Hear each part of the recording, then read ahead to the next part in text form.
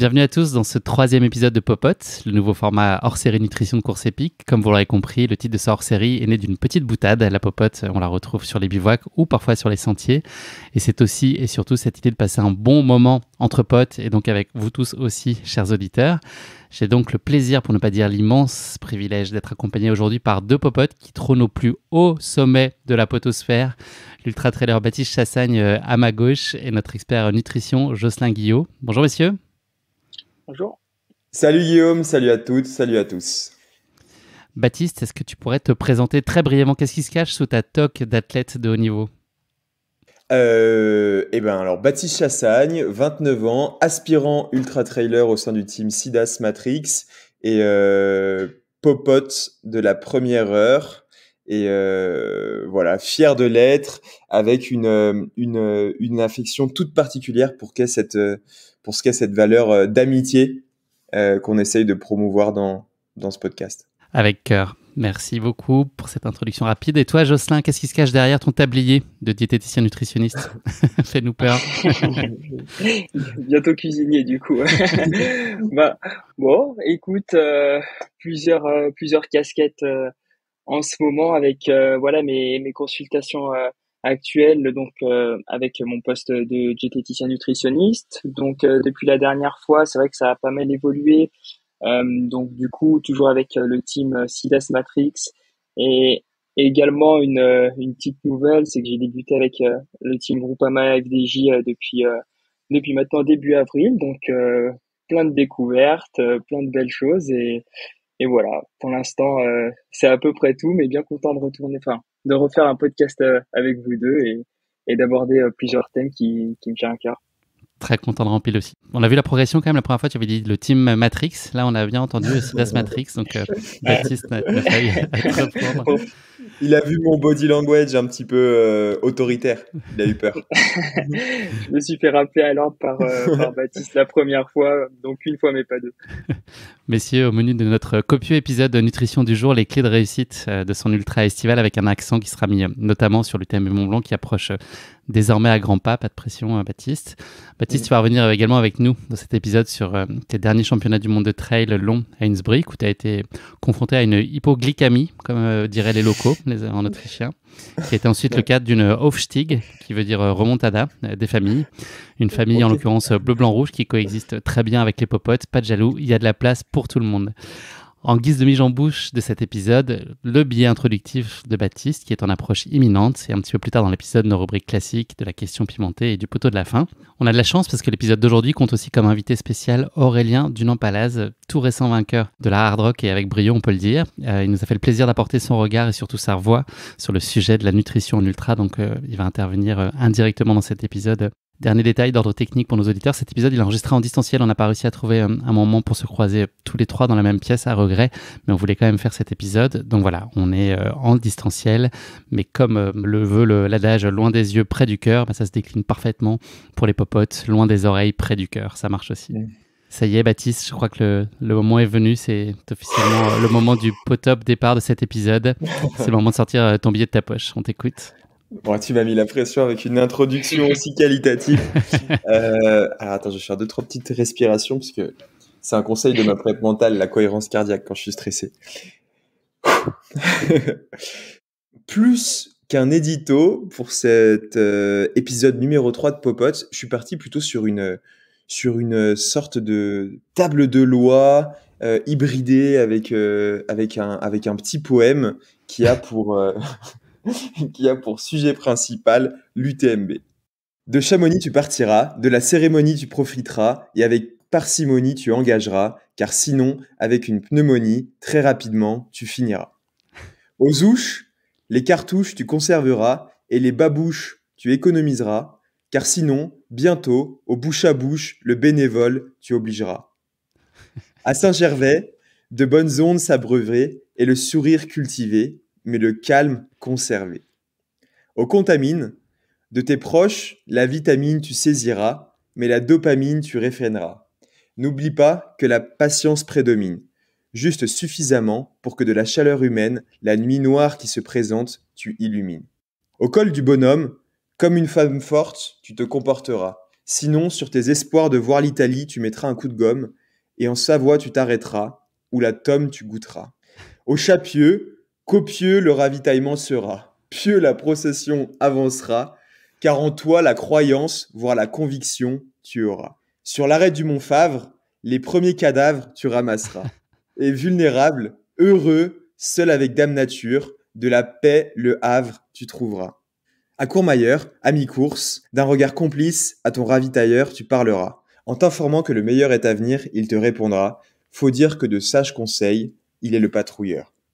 À Arnouva, les premières lueurs du jour tu observas, et la motivation, cela réactivera. Dans le grand col ferret, le cabaret de la puissante marche bâton, tu organiseras. Le couperet tu passeras, vers devant l'intérêt tu porteras. Oui, petit gars, la certitude d'être prêt à ferrailler tu décrocheras.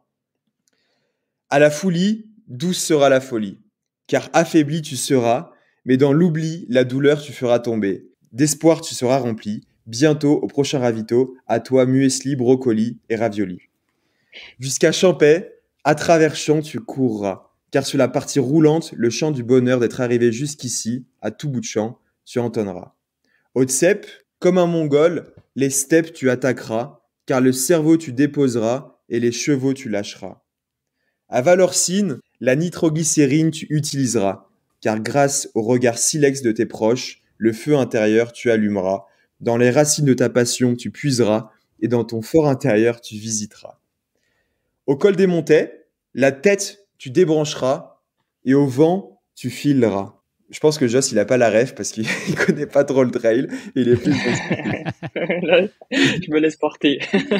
À la flégère, avec la lucidité, tu auras à faire, et de la concentration, tu ne te laisseras pas distraire. Car des émotions, tu seras bientôt millionnaire, mais avant, de l'ultime descente piégeuse, tu dois faire ton partenaire. Enfin, après 70 km, à Chamonix, quoi qu'il arrive, les bras tu lèveras, Ludo Collet tu enlaceras, et alors seulement la montre tu regarderas, car peu importe le résultat, tant qu'il y a la démarche.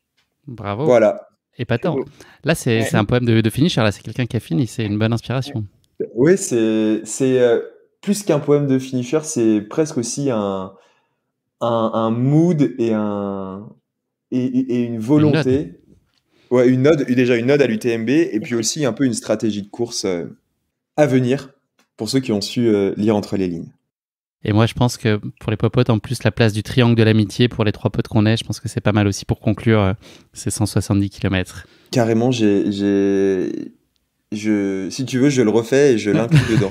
Non, on va les faire comme ça à l'instant. Bravo en tout cas pour ta plume, Bat, tu nous as fait voyager. La prochaine fois, tu pourras faire ça sur l'ETC si tu veux. Ce sera un peu plus court, il y a un petit peu moins d'étapes. Mais Bon, la bravo prochaine pour fois, je le ferai sur la PTL, je suis désolé. 3h15 d'épisode. Merci beaucoup, Baptiste. C'était bien. Ça t'a plu, Jocelyn? Ah ouais, c'était beau. Je me suis transporté, je me suis vu faire l'UTMB moi aussi, donc C'est il que n'y a ça a plus qu'à marché. chausser les chaussures. Bravo pour ta plume, Bat. Jocelyn, on va se lancer dans le cœur de l'épisode. Tu nous l'as dit il y a quelques instants. Tu as élargi un petit peu ton champ d'action et tu as rejoint il y a peu la Groupama FDJ, qui n'est pas la fédération des Jocelyn, mais qui est vraiment voilà, FDJ comme on peut le connaître. Est-ce que tu peux nous expliquer ce que tu y fais concrètement et puis ce qui serait peut-être intéressant pour nous, comme c'est dans un spectre qui sort purement de la course à pied et du trail running, nous expliquer peut-être les enseignements que tu as soit découverts, soit peut-être confortés au contact voilà, de ce nouvel environnement cycliste. Qu'est-ce que ça t'a apporté de nouveau ou en tout cas voilà, renforcé comme conviction? Alors du coup, j'ai pris position et j'ai commencé avec la Groupama FDJ depuis avril.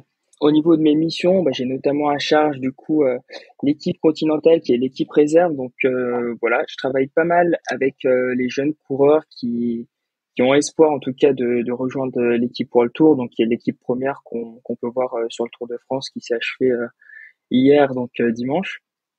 J'ai aussi à charge du coup plusieurs missions avec l'équipe World Tour, donc notamment tout ce qui est les plans de course, où voilà, je m'occupe clairement de la stratégie des coureurs à travers les différentes compétitions, et c'est moi qui m'occupe aussi du coup de toute la stratégie nutritionnelle qu'ils vont adopter avant la course, donc notamment avec les hôtels quand il n'y a pas de cuisinier qui se déplace, et avec nos cuisiniers quand ils sont présents sur les courses. Donc c'est vrai que c'est assez riche et c'est très prenant. C'est enfin, pour moi qui suis ancien cycliste, c'est vraiment une bonne nouvelle et je suis très heureux d'avoir commencé avec l'équipe. Et ce qui est intéressant, c'est que ça vient en complément aussi avec le trail, qui est aussi un sport d'endurance. Il y a quand même plusieurs similitudes.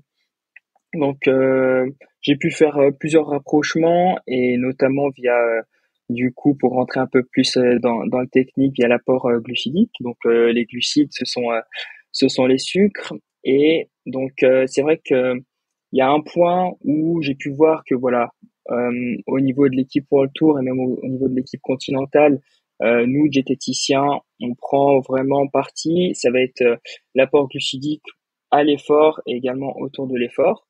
Donc c'est clairement un point crucial qui généralement est laissé un peu de côté, par un peu par tous d'ailleurs, aussi bien par parfois les pros que parfois les amateurs qui courent un peu moins longtemps et qui font des épreuves qui sont un peu plus courtes. Mais ça a un rôle primordial aussi bien sur les performances que sur la récupération post-entraînement, en permettant d'éviter d'affaiblir nos stocks d'énergie interne, en permettant de maintenir du coup la glycémie à l'effort, d'avoir une bonne disponibilité en glucides, donc en sucre à l'effort. C'est vrai que euh, en rejoignant un petit peu la récupération, ça permet même d'élever son niveau à travers le volume qu'on pourra avoir à l'entraînement. C'est vrai que plus on récupère vite, plus on peut faire des séances de qualité et plus on va progresser rapidement. Donc là, ce que j'entends, Jocelyn, c'est ne pas négliger l'apport glucidique à l'entraînement aussi. C'est-à-dire qu'on en parle souvent en course et c'est là où on porte un peu plus l'attention et on a une stratégie nutritionnelle qu'on développe, mais c'est important de ne pas le négliger à chaque entraînement parce que ce que tu expliquais pour la performance et pour la récupération. Exactement, c'est vrai qu'on a tendance à se dire, et d'ailleurs c'est possible de faire un entraînement par exemple d'1h30, voire même plus poussé sans une consommation élevée de glucides, mais généralement on progressera moins vite parce qu'au niveau de l'intensité, ben, on aura du mal à être aussi élevé que si on avait une consommation de glucides, et derrière c'est vrai que sur la récup, bah, ça se ressent directement avec moins, enfin des stocks qui sont plus bas, donc plus de temps pour récupérer, donc moins de volume, plus de fatigue. Ça peut également entraîner une sorte d'immunité qui va être affaiblie via du coup un risque de maladie qui est plus élevé, et également de blessures. Donc c'est clairement un rôle central et il est important, notamment pour tous les athlètes d'endurance, de se dire que c'est un point clé et qu'il faut bien le remettre au centre de la performance. C'est vrai qu'on a tendance actuellement à avoir pas mal de régimes qui veulent baisser les glucides et nous, au contraire, moi, j'ai pour habitude de dire qu'on essaie de les augmenter un peu. Donc voilà pour ce que je fais actuellement avec la FDJ. Baptiste, c'est quelque chose que tu t'appliques aujourd'hui aussi, toi, dans tes entraînements. C'est aussi très structuré, cette partie nutrition, au-delà de la seule course.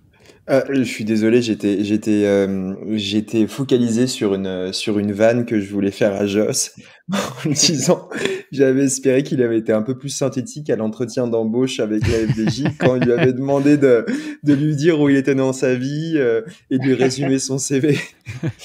Mais c'est effectivement la dernière question de notre épisode. Merci à tous les deux. Première dernière question. Non, mais merci.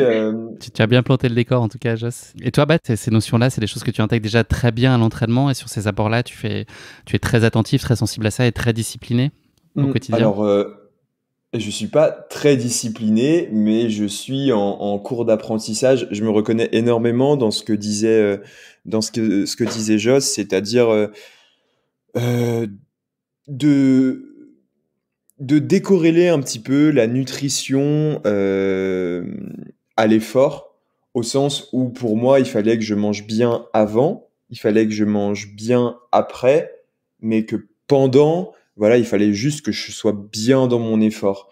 Et en fait, aujourd'hui, clairement, c'est quelque chose que j'essaye d'intégrer, de plus manger, même à l'entraînement et même en endurance, pour les deux raisons principales qu'a donné Joss et que moi vraiment j'intègre comme des ressentis personnels. C'est que quand tu es dans un gros bloc d'entraînement, en fait, la récupération de la séance que tu es en train de faire, elle commence déjà dès les premières minutes de cette même séance. C'est-à-dire qu'en mangeant au bout de 20-30 minutes de cette séance-là, tu récupères en fait pour la séance de demain. Et je trouve que quand tu rentres dans un gros bloc d'entraînement ou dans une prépa qui devient un petit peu plus dense à l'approche de tes objectifs, et ben en fait ça te permet de passer ce bloc avec plus de sérénité et une plus grande qualité. Et ensuite la deuxième chose, effectivement, c'est que bah tu t'habitues. Vraiment, c'est une habitude, c'est une bonne habitude à prendre. Et en fait, en découvrant les bonnes sensations que tu as au cours d'un entraînement où tu t'alimentes bien, ben en fait, tu deviens accro à ces bonnes sensations et t'as plus envie d'avoir ces petits coups de mou que tu pouvais avoir avant dans le cadre de séances où tu t'alimentais pas à l'effort. Voilà. On va parler de la phase amont des ultras, qui va être notre sujet du jour. C'est une préparation qui est très spécifique par nature, au regard des autres courses sur lesquelles on peut s'entraîner. Quels sont les impacts, les ajustements qu'il faut appliquer à sa nutrition pendant cette période d'entraînement? Qu'est-ce qu'on doit fondamentalement changer? Quel shift philosophique aussi on doit faire sur ça, sur son approche pour être juste dans la préparation d'un ultra qui forcément implique des volumes d'entraînement très différents? Ouais, c'est toute la difficulté, je pense, de la préparation d'un ultra, entre savoir jouer entre le volume, donc nos dépenses énergétiques et ce qu'on essaye d'apporter avec quelle énergie je vais essayer de mettre dans le moteur. Euh, Bah, je pense que pour résumer un petit peu, c'est vrai que au niveau du volume, ça va être très élevé, donc il va y avoir une forte dépense énergétique. Euh, Également, du coup, une forte dépense du glycogène qui sont nos stocks d'énergie en interne, nos stocks de glucides internes. Donc, l'idée, je pense, d'avoir de la nutrition au cours voilà, de la préparation à un UTMB, ça va pas être de vouloir tout changer, ça va être de se recentrer sur ce qui est important. Donc, ce qui est important, ça va être les glucides parce que ce sont vraiment nos stocks endogènes qui sont limitants à la performance parce que ce sont des stocks qui sont assez faibles. On a environ plus ou moins 2000 à 2500 calories. Et donc, ce qu'il faut se dire, c'est que sur une sortie de 3-4 heures, voire plus, on peut dépenser jusqu'à 4 voire 5000 calories. Donc, plus on augmente le volume, la durée et l'intensité, plus on va dépenser de calories et notamment de glucides. Même si à basse intensité, on utilise nos graisses et les glucides. On utilise majoritairement nos graisses, mais toujours les glucides. Et l'idée, c'est quand même de compenser nos pertes en glucides parce que les lipides, voilà, au niveau de la graisse, on en a forcément aussi bien dans les muscles qui sont rapides, qui sont également plus rapidement disponibles, mais aussi bien au niveau de la graisse viscérale. Donc ça, c'est un réservoir dans lequel on peut taper indéfiniment sans contrainte. Exactement. Même par exemple pour un athlète qui a très peu de pourcentage de masse maigre, de masse grasse, pardon, il aura forcément assez de calories disponibles pour faire tout son ultra. Voilà, on peut estimer à plus de 10 000, voire plus de 20 000 calories sous forme de graisse pour un athlète qui serait sous les 10% de masse grasse. Donc, ça permettrait de courir un ultra, de couvrir ses dépenses énergétiques. Par contre, les graisses, elles ont un rôle, certes, pour soutenir le métabolisme énergétique, mais les glucides permettent eux de maintenir la glycémie et de pouvoir accélérer quand il faut. Donc, quand l'intensité va augmenter, c'est les glucides qui prennent le relais. Donc, généralement, c'est vrai que quand on fournit un effort, il y aura toujours des moments où ce sera un peu plus haut et il faut se dire que voilà, faut que j'ai assez d'énergie pour pouvoir effectuer l'effort. Donc, généralement, c'est vraiment sur les glucides où on va essayer d'augmenter en fonction des séances qu'on va avoir. Donc, sur une longue, on essaye d'avoir au total sur la journée un apport glucidique qui est plus élevé, par exemple, que sur une journée à intensité où on peut avoir peut-être 1h30, 2 heures de sortie max. Et pareil, sur les jours off, baisser un petit peu ces apports. C'est vraiment essayer de s'alimenter en fonction de la dépense qu'on va avoir. Et, et donc après, si on a un régime alimentaire qui est varié, où on a présence de féculents via les pâtes, via le quinoa, via le riz, qu'on a des sources de protéines à chaque repas avec le poisson, les œufs ou bien la viande ou bien du tofu ou autre, qu'on a nos portions de fruits et légumes. bon, généralement, voilà, on arrive à compenser toutes nos pertes, mais après, ce qu'il faut, c'est se dire que avec le fort volume, les pertes sont augmentées aussi bien au niveau des macronutriments, donc protéines, lipides et glucides, qu'au niveau des micronutriments, donc les vitamines et les minéraux. Et le but, ça va être de compenser ces pertes pour pas accumuler de la fatigue et encore une fois avoir une bonne récupération. Est-ce que ça veut dire qu'on a plus faim, concrètement, toi, Baptiste, quand tu prépares des ultras par rapport à des formats peut-être plus courts qu'habituellement? Est-ce que tu sens que tes besoins sont très différents et que ton corps te demande plus? Oui, clairement. Je trouve que le corps, il se régule assez bien. Et il y a autre chose aussi, une spécificité, je trouve, liée à la préparation d'un ultra, c'est que on fait des sorties qui sont plus longues et donc forcément, ça déstructure un petit peu nos journées. C'est-à-dire que, ben, typiquement, si tu pars à 9 heures et que tu fais une sortie longue, tu seras jamais rentré à l'heure du déjeuner. Donc en fait, tu vas rentrer concrètement un peu plus tard. Et donc en fait, du coup, ça t'oblige vraiment à manger un petit peu ce que ton corps te demande et ce dont il a besoin. Je vais prendre un exemple très très concret.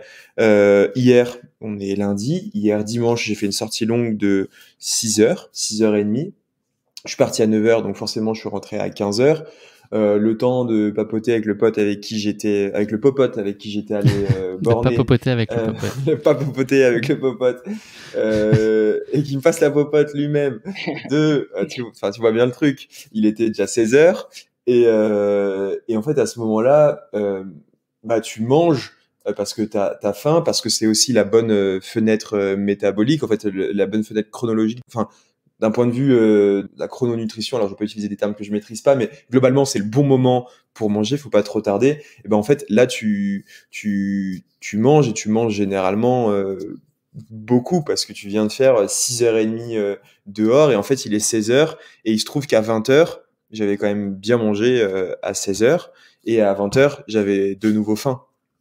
Donc tout ça pour te dire que voilà la préparation d'un ultra, elle déstructure un petit peu tes journées, qu'il faut savoir s'adapter, mais que du coup t'augmentes aussi vraiment le volume de d'aliments que t'apportes à ton corps, quoi. Clairement, t'as plus faim.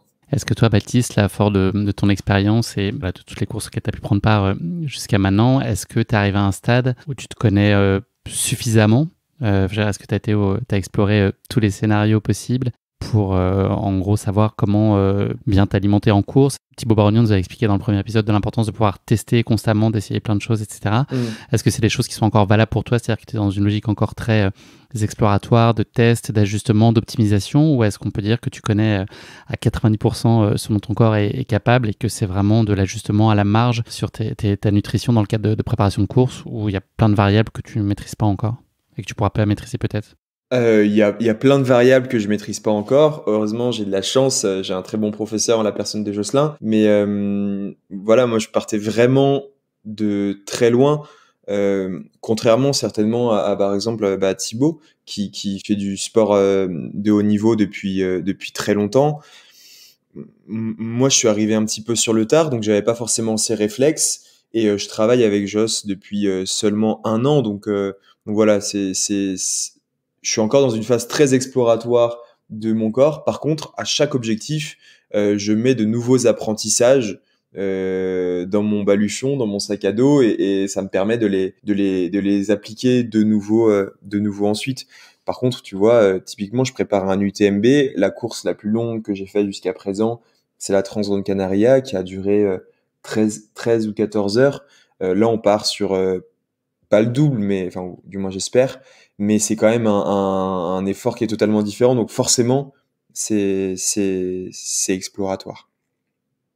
Jocelyn, est-ce que tu peux un peu nous éclairer sur les grands principes stratégiques de nutrition à adopter en ultra? Est-ce qu'il y a un peu un langage universel et des règles universelles au regard des mécanismes physiques qui peuvent peut-être s'enclencher, qu'on soit élite ou amateur? Est-ce qu'il y a une espèce de pot commun de choses que le corps fait au-delà d'un certain temps d'effort ou face à certains besoins? Donc voilà, est-ce qu'il y a des grandes règles pour pouvoir accompagner ça au mieux? On va rentrer un peu plus dans le détail plus tard, mais en tout cas, est-ce que tu as déjà un regard là-dessus? Ouais, forcément, qui dit ultra dit longue durée. Et donc, l'idée de la nutrition pendant ces efforts longs, ça va être de s'alimenter en continu et tout au long de l'effort. Néanmoins, c'est très difficile de le faire. Déjà sur des courses d'endurance, dès qu'on dépasse les 3-4 heures, ça peut l'être. Mais voilà, là, on est sur des courses, par exemple sur Baptiste qui durera plus de 20 heures. Pour certains athlètes, qui durera presque 48 heures. Donc forcément, ça devient la nutrition.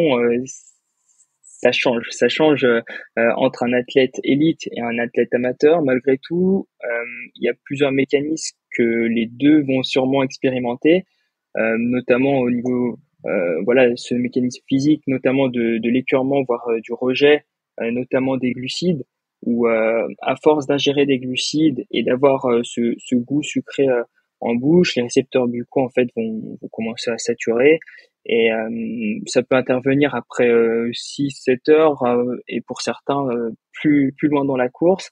Néanmoins, pour certains, c'est quelque chose qui peut arriver.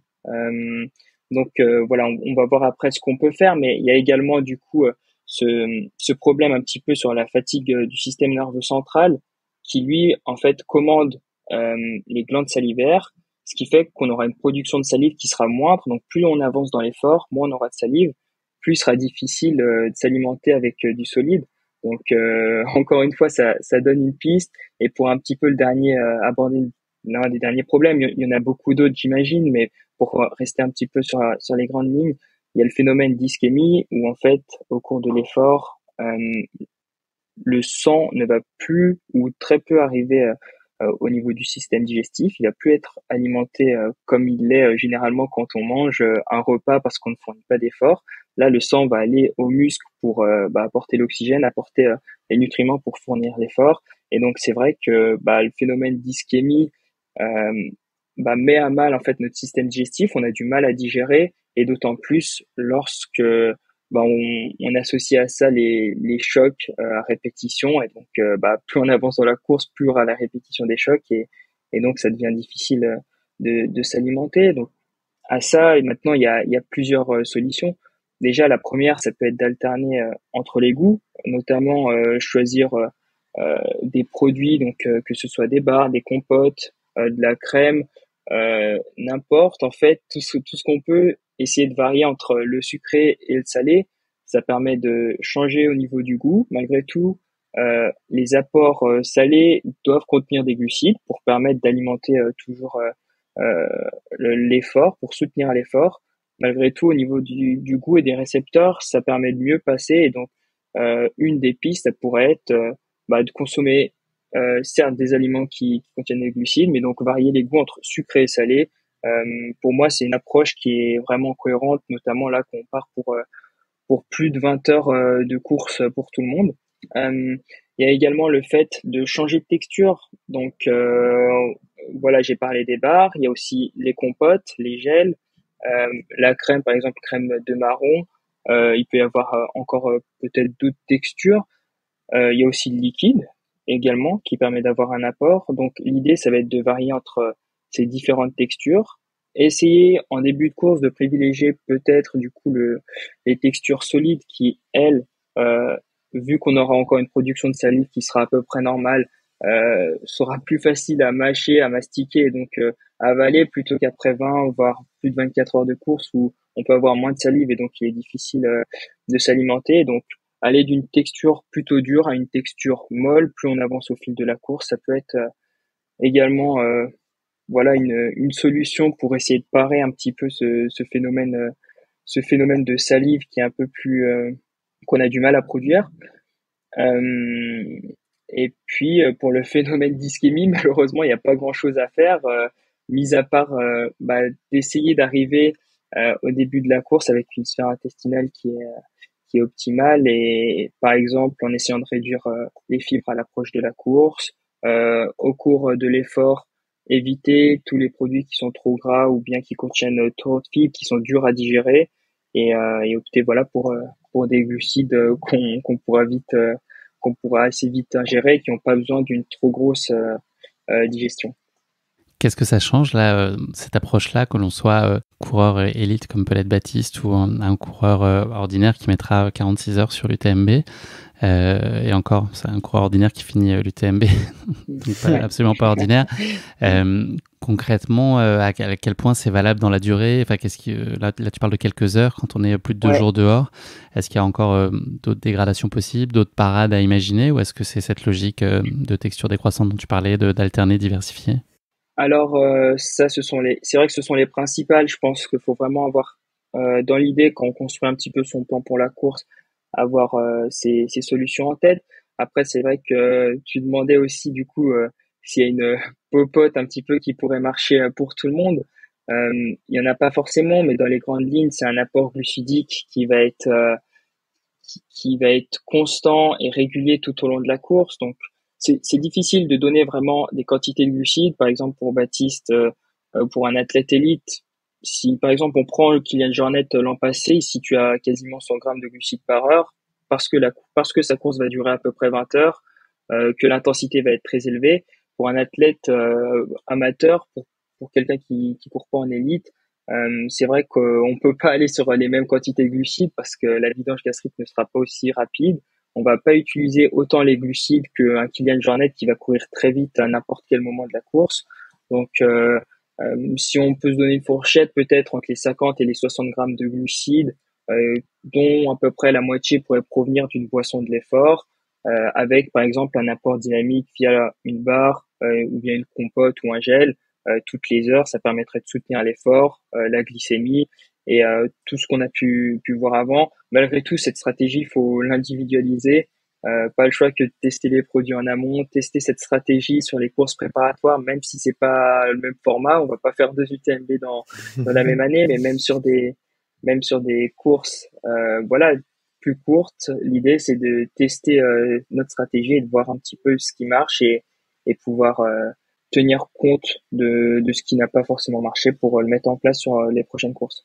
Il y a une question qui rejoint un peu ce qu'on a évoqué précédemment, là, qui a été posée par Arthur, un des auditeurs du podcast, qui disait que la littérature semblait indiquer un besoin d'apport fort en glucides au début, à maintenir constant. Est-ce que c'est aussi vrai donc pour le cœur du peloton, là dont on parle, les amateurs qui sont plus lents? En jouant plus sur la lipolyse, est-ce que finalement c'est un substitut ou un équivalent, ou est-ce que l'apport est dégradé par rapport à des glucides? Est-ce que ça reste quand même un plan B et que le corps fait au mieux, mais que c'est pas l'idéal? Non, alors clairement, le but, c'est vraiment dès les premiers efforts, c'est de s'alimenter en glucides. Clairement, on n'a pas le choix. Si on commence à se dire, je vais moins m'alimenter en glucides pour laisser faire la lipolyse, sur le papier, ça pourrait paraître cohérent. Malgré tout, ça se passe pas réellement comme ça. C'est pas parce qu'il n'y a pas d'apport de glucides que on va pas oxyder de glucides, donc on va utiliser que les graisses. Donc l'idée, ça va être d'avoir cet apport en glucides qui va être régulier dès le début de la course pour bien soutenir nos stocks de glycogène, essayer de les épargner le plus longtemps possible. Et après, la quantité, par contre, de glucides, ça, elle varie d'un athlète à l'autre. Et ça, c'est vrai que ça va beaucoup dépendre de l'intensité qu'on va fournir. Donc, par exemple, un Kylian Jornet qui peut consommer jusqu'à 100 grammes par heure pendant plus de 20 heures. Très peu d'athlètes sont capables de le faire, même en s'entraînant à consommer beaucoup de glucides à l'entraînement et en ayant les meilleurs produits. Et donc, voilà, pour un athlète qui a une intensité qui est encore, plus faible, clairement, il y a pas besoin d'autant. Et par contre, du coup, pour savoir où mettre le curseur, c'est tester sa nutrition sur les entraînements et la tester en course et voir un petit peu ce qui correspond. Mais l'idée d'avoir un apport régulier tout au long de la course, c'est ce qui me paraît quand même le plus cohérent, en tout cas pour les athlètes amateurs. C'est que pour les athlètes élites, où peut-être on peut se dire sur un segment de montée, je veux vraiment augmenter d'allure, je veux peut-être faire des écarts avec d'autres athlètes, ça pourrait être cohérent d'apporter plus de glucides. Après, pour un athlète amateur, voilà, dont l'objectif c'est d'être finisher et de se faire plaisir et pour essayer de pas avoir de coups de mou, l'idée c'est d'avoir un apport qui est régulier et constant. Toi, le curseur, il se place où, Baptiste, là, sur l'apport en glucides? De ce que je comprends, ça dépend pas mal de la durée de la course, du moment de la course, peut-être la topographie à ce moment-là. Est-ce que tu as une espèce de marge dans laquelle tu te situes à peu près en glucides par heure? Est-ce que l'amplitude peut être très forte ou tu es quand même sur des standards qui sont à peu près les mêmes d'une heure sur l'autre? Non, l'amplitude peut être importante. Avec Joss, on construit mon plan de nutrition de la course à venir en fonction de la stratégie de la course. Donc, comme disait Jocelyn, si je sais que telle montée va correspondre à mes qualités et que c'est sur cette montée-là que j'ai envie de faire l'effort, et donc d'augmenter l'intensité, forcément, du coup, dans le plan de nutrition, on va corréler ça à une augmentation du nombre de glucides par heure. Donc, très concrètement, comment ça se passe? C'est que je donne ma stratégie à Joss. Je lui dis, bon, bah là, je vais être en gestion. Là, je vais être à l'attaque. Là, je vais à nouveau être en gestion. Là, je vais réattaquer. Là, je vais être complètement dans le dur parce que d'expérience, j'ai écouté les discours des anciens ou des coureurs qui ont l'expérience. Ils m'ont dit que là, c'était très compliqué ou qu'il faisait très chaud. Bref, je donne ma stratégie de course à Joss et lui, en fonction de ça, il ajuste sur des quantités de glucides qui peuvent varier de 50 à 70 grammes de glucides par heure quand je suis vraiment en gestion, on est allé jusqu'à 110, voire 120 l'année dernière ou même là pendant les mondiaux ça a même explosé, mais c'était peut-être une erreur et on y reviendra, mais ça peut aller jusqu'à 100, 110, 120 grammes de glucides par heure sur le moment clé, là où je veux vraiment attaquer. Et puis Joss, il fait ça très bien, il fait ça avec un code couleur pour être sûr, pour être sûr qu'on comprenne bien. Là, quand c'est vert, c'est qu'il n'y a pas trop de glucides. Quand c'est orange, c'est que c'est un peu beaucoup de glucides. Et quand c'est rouge, c'est que là, faut en mettre et qu'il y a taquet de glucides. Pour donner un ordre d'idée là, à nos auditeurs, peut-être, je ne sais pas si on peut standardiser, mais une barre type du marché, c'est quoi comme apport en glucides sur les 50 ou 60 dont on parle là, c'est l'équivalent d'une barre, c'est 2-3? Pour une barre du marché, généralement, on est plutôt aux alentours des 25 grammes de glucides environ. Donc, généralement, c'est plus ou moins 5 grammes. Il y a des barres qui peuvent monter jusqu'à 40. Il y en a d'autres qui en contiennent moins. Mais si on a une moyenne, une barre du marché, c'est plus ou moins les 25 grammes. Les gels, on est plus ou moins aux alentours des 20 grammes. Encore une fois, il y a des gels qui peuvent monter à 40 et d'autres qui se situent plus vers les vins. Et donc, ensuite, il peut y avoir les boissons de l'effort. Donc là, pareil, généralement, les boissons de l'effort, pour la plupart, se situent aux alentours des 35 grammes, 30-35 grammes de glucides par flasque et peuvent contenir jusqu'à 80. Donc après, l'idée, c'est d'avoir une association de plusieurs glucides, en fait. Donc, voilà, on peut se demander comment on fait pour atteindre les 120 grammes de glucides par heure, qui est une quantité euh, énorme en fait. Et bah tout simplement, du coup, dans les produits de l'effort, quand on les choisit, ce sont des produits qui vont contenir du glucose et du fructose, donc deux sources de sucre différentes. Et en fait, le glucose et le fructose ont utilisé des transporteurs différents au niveau de l'intestin. C'est comme si on avait deux portes d'entrée, bah voilà, pour des personnes qui doivent rentrer dans une salle. Bah si on a deux portes d'entrée, les gens vont rentrer plus vite que si on en a qu'une. Donc l'idée c'est vraiment ça, c'est d'utiliser deux portes d'entrée pour deux sources différentes et donc ça nous permet d'augmenter la vitesse d'oxydation, donc la vitesse à laquelle on va pouvoir utiliser les glucides au niveau de l'organisme. Donc du coup, voilà, on peut monter jusqu'à 120 grammes par heure. Malgré tout, bah, voilà, encore une fois, c'est pas conseillé pour tout le monde. Tout le monde n'a vraiment pas besoin de ces quantités. Et je trouve que même pour des athlètes élites, euh, voilà, 120 grammes par heure pendant toute une course, ce serait pas forcément cohérent. Faut essayer de bien polariser, donc avoir cet apport en fonction de l'intensité qu'on va avoir. Donc d'où l'échange qu'on a avec Baptiste du coup en amont des courses, et de se dire bon bah sur telle portion ce sera un peu moins fort, donc je me situe plus aux alentours des 60-70 grammes de glucides, mais pas beaucoup moins pour quand même soutenir l'effort, parce que malgré tout Baptiste, même quand il court pas très vite, il court vite. Donc c'est pour soutenir malgré tout cet effort et de se dire bon bah voilà, là par contre ça va être full gaz toute la dernière montée pendant une heure, c'est poignée dans l'angle Et donc là, on apporte un max de glucides pour avoir la bonne dispo illimitée en glucides et soutenir l'effort comme il faut. Donc, ouais, il y a pas mal de boulot autour de ça et c'est quelque chose qui s'entraîne.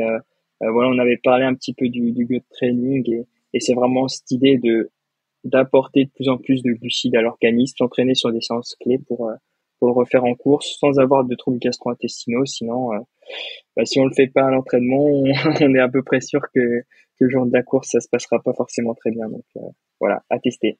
En fait, ça me fait penser à un réflexe que j'ai maintenant lié à cette compréhension de l'importance des glucides. C'est que maintenant, dès que je reçois un produit de la nutrition sportive, mon premier réflexe, c'est de tourner l'emballage et de regarder le nombre de glucides. Et je trouve que c'est alors, regardez la composition. Bien souvent, tu as un peu peur de ce que tu trouves parce que dans la liste des ingrédients, tu te rends compte qu'il n'y a rien qui pousse dans les arbres autour de chez toi et qu'il n'y a pas grand-chose de naturel et que c'est pas vraiment de la cuisine, ça ressemble plus à de la chimie. Mais voilà, donc globalement, tu regardes la liste des ingrédients et surtout, tu regardes le nombre de grammes de glucides que va t'apporter cet aliment et ensuite, en fait, t'additionnes et tu te dis, bon, bah, ok, en fait, par heure, si je vais être à 60 grammes de glucides, c'est une addition, c'est une somme toute simple. Combien il m'en faut pour atteindre cet objectif de glucides par heure. Donc voilà, c'est ce que disait Joss m'a évoqué ça. Et du coup, moi, j'avais une question pour toi, Guillaume, c'est tu choisis comment, toi, ta nutrition de l'effort? Est-ce que tu as ce réflexe, du coup, de retourner l'emballage? Je commence à l'avoir un tout petit peu là depuis le marathon des sables où j'ai eu cette contrainte d'avoir un ratio calories-poids le plus élevé possible. Donc c'est le premier moment, donc il n'y a pas si longtemps que ça, tu vois, je cours depuis 10 ans à un niveau tout à fait ordinaire, mais c'est la première fois où je me suis vraiment été sensibilisé en tout cas à ce sujet-là d'apport en glucides. C'est aussi lié de nos discussions dans le cadre de Popote et voilà, du sujet dont je m'empare de plus en plus, parce que notamment dans ma collaboration avec Baou aussi, donc je m'intéresse beaucoup plus à ce sujet-là et je l'intègre de plus en plus dans moi aussi, dans mes courses. Voilà, j'essaie d'être régulier dans mes apports, mais je mesure pas du tout l'apport en glucides. J'essaie d'avoir le réflexe de chaque heure prendre des choses, etc. Mais je pense que je suis bien en dessous là, de ces seuils-là, j'ai l'impression. Après, je sais que je pars aussi avec 45 fois trop de trucs parce que justement, j'ai envie d'avoir le choix dans les textures, dans les goûts. C'est une question que j'allais aussi me poser un moment sur est-ce que dans la psychologie, est-ce que l'apport d'un aliment plaisir peut compenser finalement son plus faible apport calorique, mais il tombe juste parce qu'à ce moment-là, c'est quelque chose de réconfortant, même s'il est moins efficace. Est-ce que ça peut avoir du sens de privilégier ça aussi versus la pure efficacité avec un goût qui nous plaît peut-être moins? C'est aussi une autre question que je voulais poser. Et puis, par extension, sur ça, sur la dimension psychologique aussi, tout ça, toute cette nutrition, est-ce que c'est le corps qui dit tout? Est-ce qu'à un moment, c'est la tête qui envoie des signaux qui ne sont pas forcément les bons, qui sont l'interprétation, qui sont un ras-le-bol qui est né d'autre chose? Voilà, est-ce qu'on est que dans des mécanismes physiques où la tête peut aussi jouer sur ces éléments très rationnels de calories, de trucs très concrets? Je renvoie la balle. Alors je commence du coup. Alors moi je trouve, Guillaume, que c'est les un bon popotes réflexe jouent au Jokari. Patate chaude. Ouais. Non mais c'est un excellent réflexe de prendre plus et de se laisser le choix. Je pense voilà que sur un UTMB c'est un point clé. Certes, comme tu dis, il y a des aliments qui peuvent être meilleurs et plus optimaux à l'instant T de l'effort. Néanmoins, si on commence à avoir un rejet, qu'on se force à le prendre et que sur le ravitaillement d'après, on peut presque plus s'alimenter, il n'y a aucun intérêt à du coup à forcer un petit peu la chose et c'est un petit peu rentrer dans le mur, quoi.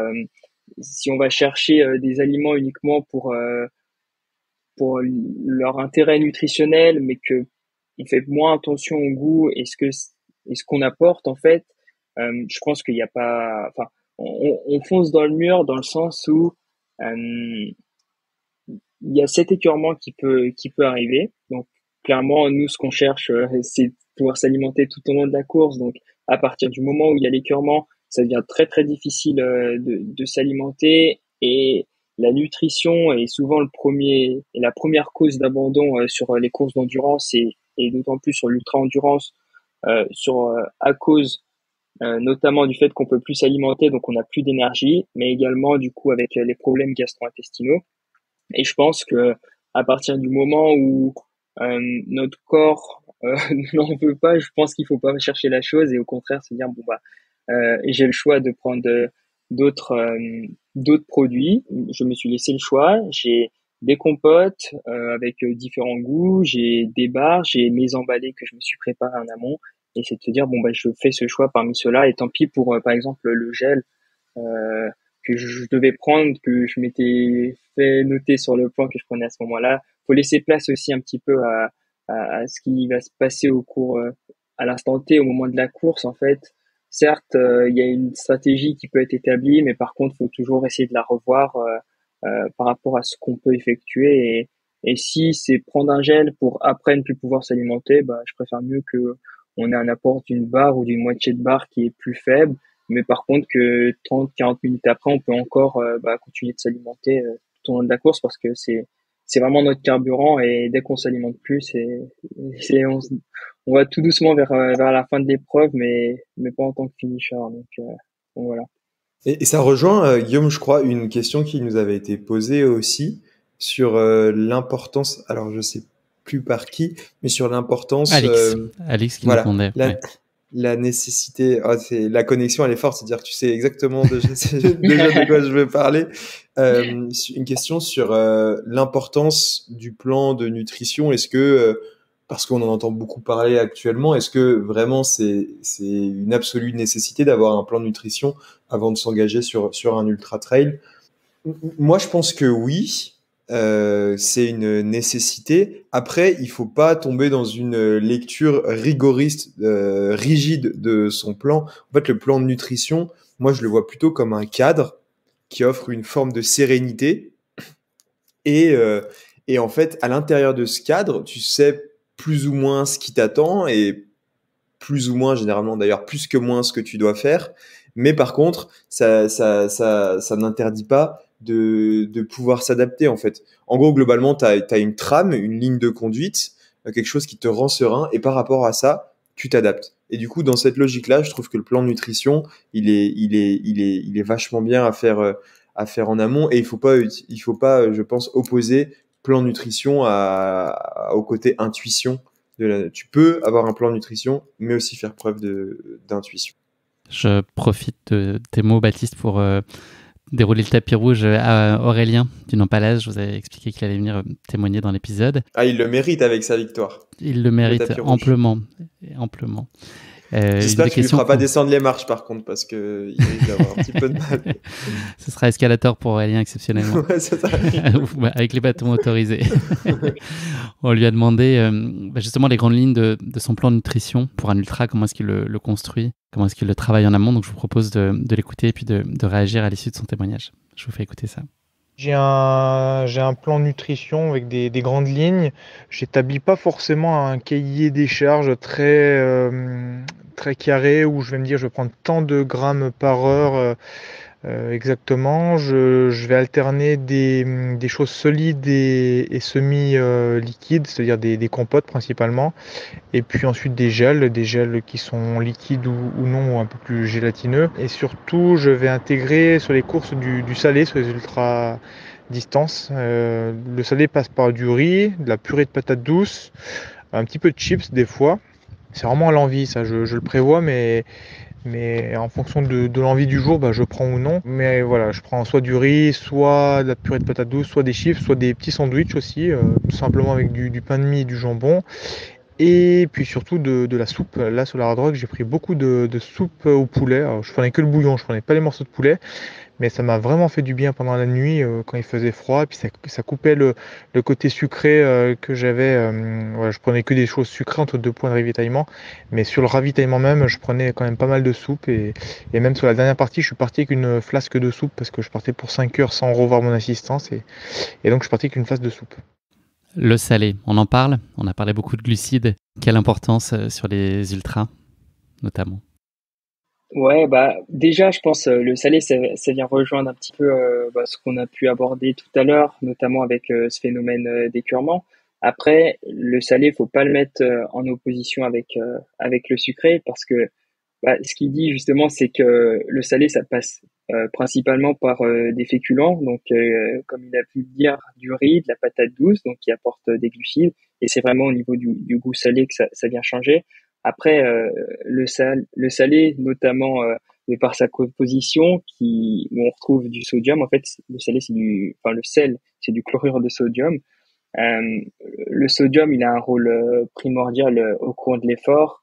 Je pense qu'on pourra même bien y venir tout à l'heure, mais via notamment l'hydratation. Le sodium permet notamment de retenir l'eau au sein de l'organisme. Donc, quand on veut prévenir une déshydratation, il n'y a rien de mieux que d'apporter du sel. Également, il va avoir un rôle dans la contraction musculaire, dans le maintien du pH du sang. Il a de multiples rôles en fait qui vont être primordiaux pour effectuer un effort de longue durée. Donc du sel, oui, généralement on en retrouve également dans les produits de l'effort. Du sodium, on en retrouve dans.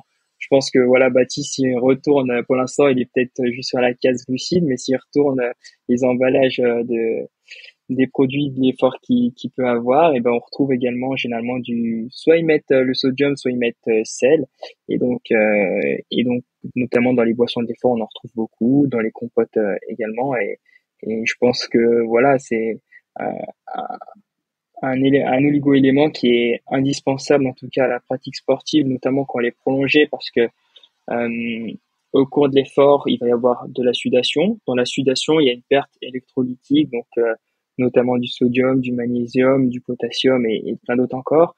Et donc le but de la nutrition de l'effort, ça va être certes d'apporter des glucides, mais également de compenser ces pertes.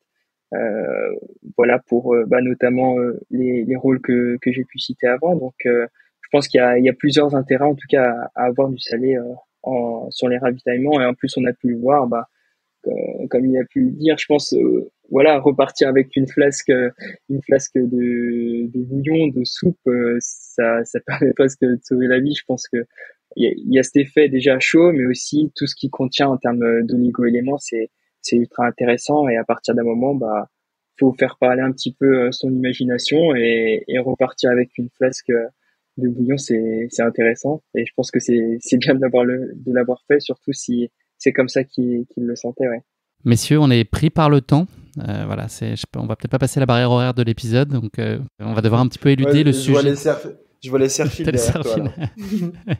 Et ouais, le cut est juste derrière. Donc, il y avait un gros sujet hydratation. Donc, ce que je vous propose, et ça me fait bien plaisir, c'est qu'on se revoie et qu'on trouve l'occasion d'en parler dans un futur épisode de Popote et qu'on développe un peu plus le sujet, notamment cette période estivale. C'est un sujet qui est particulièrement sensible. Quand même, avant qu'on élude complètement la question, juste pour que nos auditeurs aient en tête, de la même façon qu'on l'a exprimé sur les glucides, en étant très concret, sur des quantités par heure, etc. Sur l'hydratation par temps chaud, est-ce que, Joss, il y a voilà, une quantité, des millilitres qu'il faut idéalement cibler par heure? Alors évidemment, ça dépend de chacun, etc. Mais est-ce qu'il y a un peu des standards là aussi? Ouais, effectivement, ça va dépendre de chacun, de son acclimatation à la chaleur, de la pression qu'il peut y avoir à l'extérieur, du taux d'humidité, donc pas mal de choses en fait.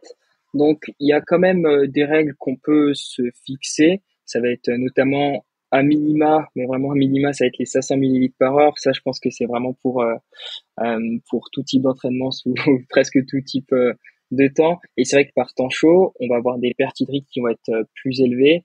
Donc l'idée, ça va être d'augmenter notre apport hydrique.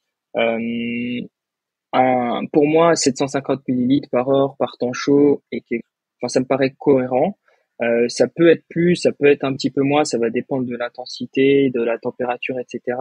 Malgré tout, plus ou moins 750 millilitres, ça peut être cohérent pour tout le monde. Ça peut monter jusqu'à 1 litre si on veut. Je pense qu'il faut pas non plus dépasser les 1 litre. Ça peut être difficile au niveau de l'estomac. Donc pareil, ça c'est un entraînement qui peut être fait d'ingurgiter en fait des grands volumes d'eau pour s'habituer et avoir une vidange gastrique qui sera assez rapide pour prendre de si grosses quantités. Bon, néanmoins, ce qu'il faut aussi retenir, c'est qu'il y a 1 litre, c'est vraiment pas pour tout le monde, faut s'entraîner à le faire et que généralement on ne passe pas uniquement par de l'eau. L'idée c'est d'avoir des boissons qui vont contenir également des glucides, qui vont contenir des minéraux. On y reviendra du coup dans un prochain épisode, mais pour faire rapidement, si on n'apporte que de l'eau, il y a un risque d'hyponatrémie, donc c'est un risque de surhydratation en fait, où généralement quand dans le sang en fait on a une concentration qui est donnée. Quand on apporte de l'eau, il y a très peu en fait d'oligo-éléments, il n'y a pas une concentration qui est très élevée, donc du coup au niveau des échanges en fait, les cellules vont absorber toute l'eau et vont laisser fuir en fait le sodium, et ce qui va faire que les cellules vont faire comme des œdèmes, elles vont gonfler, et il y a un vrai risque pour la santé. Donc certes, boire, oui, par temps chaud, mais attention aux quantités, attention à ne pas boire uniquement de l'eau, avoir une boisson qui contient des glucides, un petit peu de minéraux, et généralement ça permet d'éviter ce risque d'hyponatrémie. Ce sera bouillon de poulet pour toi de toute façon, Baptiste, là, pour la prochaine course, dans ton UTMB du début à la fin, on le sait. Messieurs, je vous propose de passer à la petite cousine de la question qui pique de course épique, c'est notre question pimentée pour les popotes. Donc vous pouvez jouer en team ou chacun pour sa peau, comme vous voulez. On parle aujourd'hui d'ultra, vous l'avez compris, c'est notre sujet du jour. Je vous ai trouvé trois acronymes anglophones pour le terme ultra. Il y en a 4 qui sont vrais et un qui est faux. Est-ce que vous saurez dénicher cet acronyme qui n'existe pas, cet acronyme ultra? C'est chaud. J'espère que ma prof d'anglais l'écoute pas. Attention, j'espère moi aussi, parce qu'il y a la prononciation qui va se jouer aussi ici. Donc la première d'entre elles, c'est l'Underground Legion of Terroristic Research Activists. Donc c'est un groupe de hackers terroristes underground. Okay. Le deuxième, c'est la Utah League of Tandem Riding Addicts. Voilà, les gens qui adorent le tandem dans l'Utah, voilà, dans l'État de l'Utah aux États-Unis. Ensuite, il y a l'Ultra Large Telescope for Radio Astronomy. Okay. Là, on parle plus espace. Il y a l'Ultimate Luxury Travel Related Award. Okay. Et l'Ultra Low Temperature Refrigeration Application. Donc là, vous avez du terrorisme, vous avez du tandem, vous avez du télescope, vous avez du voyage de luxe ou de la basse température. Il y en a un seul là-dedans qui n'existe pas. Wow. C'est impossible. Elle n'est pas évidente celle-là. Terroriste, tandem, télescope, voyage de luxe ou basse température. Où est-ce que j'ai inventé? Moi, je dirais. Alors, je vais justifier en plus ma réponse. Je vais dire l'Utah. parce que je vois mal des gens dans l'Utah faire du tandem. C'est imparable. Franchement, tu as fait une démonstration imparable, Baptiste. Tes arguments sont reçus et recevables. Mais je prenais des notes pendant que tu écrivais et tout, et puis ça me paraît improbable en fait. Toi qui adore le vélo, Joss, est-ce que tu suis Bat sur son tandem? Parce que l'Utah, c'est quand même super montagneux, super vallonné et tout. C'est super haut en altitude, je les vois pas faire du tandem. Joss. Wow. Alors, terroriste, tandem, télescope, voyage ou basse température. Wow. Moi, je partirais pas sur le tandem, puisque ancien cycliste, je peux pas mettre un bâton dans les roues, mais. Joli. Remets-toi en selle, vas-y. T'es en roue libre, Joss. Ah, je suis en roue libre, là, ça roule tout seul. Fais gaffe à ce qu'il te fasse pas une béquille, Bat. Ouais, c'est dangereux. Allez, te dégonfle pas. Sur la première, sur les terroristes, mais alors j'irai pas vraiment d'explication. Non, il n'y a aucune explication. Et c'est pas ça, non, vous n'avez pas raison tous les deux. C'est le télescope. Nickel. Voilà. Je trouve que ça marchait bien. L'Ultra Large Telescope for Radio Astronomy, ça se tient pour Ultra, non? C'est crédible. Ce serait pas impossible. Ouais, alors que si j'avais mis Utah Large Telescope, alors là, Baptiste aurait tiqué parce que dans l'Utah, il n'y a pas de télescope comme ça. Là. C'est bien connu. Messieurs, pas de doute, vous faites partie de l'Ultra comme l'Union Libre des trailers réputés pour leur abnégation. Et l'abnégation, tu en as bigrement fait preuve, mon cher Baptiste, à l'occasion des championnats du monde. C'est une transition toute en finesse. Transition toute trouvée. Je vais donc planter le décor de cette course qui va nous intéresser aujourd'hui, les championnats du monde qui sont tenus à Innsbruck il y a quelques ça, c'était début juin, Baptiste. On manque un peu de temps, donc je vais pas rentrer dans le détail, mais grosso modo, le parcours faisait à peu près 80 km, un peu plus, et un peu plus de 5500 mètres de dénivelé positif. Est-ce que tu peux nous dire, Bat, dans quelles dispositions et quelles étaient tes ambitions sur cette course qui était aussi l'occasion d'une grande première en bleu pour toi? Mon état d'esprit, il était très bon. J'étais extrêmement heureux. J'étais heureux et fier de pouvoir concrétiser un rêve d'enfant qui était d'honorer le maillot de l'équipe de France. Et donc il y avait vraiment un bonheur lié à cette première sélection. Et ensuite, en termes d'ambition, j'avais pas d'autre ambition que d'honorer ce maillot. Et du coup, il y avait pas de résultat à coller à cette ambition, mais simplement une manière et une façon de faire qui était de se battre et de donner vraiment son maximum le jour J, sans vraiment savoir où cela pourrait me mener. Tu parles de la sélection de l'équipe de France et du bonheur que ça peut être. Est-ce que ça induit aussi une pression? J'imagine que oui. Oui, il y avait une pression, mais pour être tout à fait honnête, j'ai jamais eu en fait cette sensation, conviction de que je pouvais pas échouer.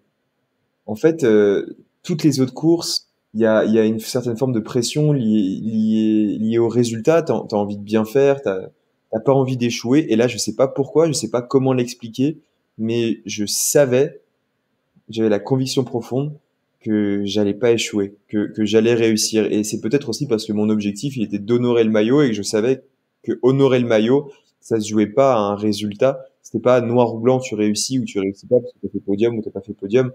C'était vraiment une question de façon de faire.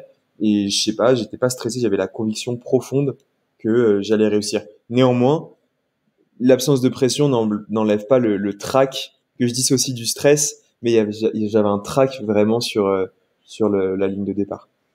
Est-ce que tu fais un travail de visualisation? Est-ce qu'il y a plein de scénarios qui s'ouvrent à toi avant la course, du meilleur au moins favorable? Est-ce que est-ce que tu fais ça habituellement? Et puis, quelle a été l'amplitude de ce spectre-là dans le cadre de ces championnats du monde? Alors effectivement, depuis 2 ans, je travaille en prépa mentale avec Anne, la préparatrice mentale du team, et on a l'habitude de bosser en partant d'un objectif qu'on se définit. J'en avais parlé dans des épisodes précédents. Donc un objectif qu'on veut ambitieux, mais réalisable et dépendant uniquement de nous. Donc une fois qu'on a défini cet objectif-là, on va venir visualiser sa course en partant du principe que cette visualisation va nous amener à la concrétisation de cet objectif qu'on s'est fixé. Et tout au long du chemin, on va aussi essayer de balayer toutes les hypothèses de choses qui pourraient nous arriver. Voilà, balayer tous les scénarios pour, si ça arrive, être capable d'y répondre. Et du coup, ça fait une très bonne transition. Je te pique ton costume de roi des transitions. Jean-Michel Transition. Jean-Michel Transition. Pour en fait, avec le recul, me dire que l'une des choses que j'ai ratées sur ces championnats du monde, c'est justement envisager l'ensemble de ces scénarios. Je pense qu'il m'en manquait un, et c'est ça qui m'a fait passer, je pense, à côté de la grande journée que j'avais ce jour-là. Avant de se plonger dans la course en elle-même, il y a l'importance des jours qui précèdent aussi dans la nutrition. Ça se joue. Déjà là, on a à nouveau interrogé Aurélien Dunon-Palace qui va nous donner son avis sur le sujet et sur les choses auxquelles il faut faire particulièrement attention dans les jours qui précèdent la course, qui sont aussi assez essentiels et primordiaux. Donc, je vous propose de l'écouter dès maintenant. Au niveau des erreurs, oui, j'en ai fait dans le passé. Maintenant, j'en fais de moins en moins, on va dire, même si tout se ne passe pas parfaitement à chaque fois, hein. Mais en tout cas, les grosses erreurs elles peuvent se faire les derniers jours avant la course, c'est-à-dire au niveau de l'alimentation de la vie de tous les jours. Je vais vraiment essayer d'éviter les fibres. Voilà, tout ce qui est légumes et fruits crus avec des fibres, vraiment je limite les 2-3 derniers jours.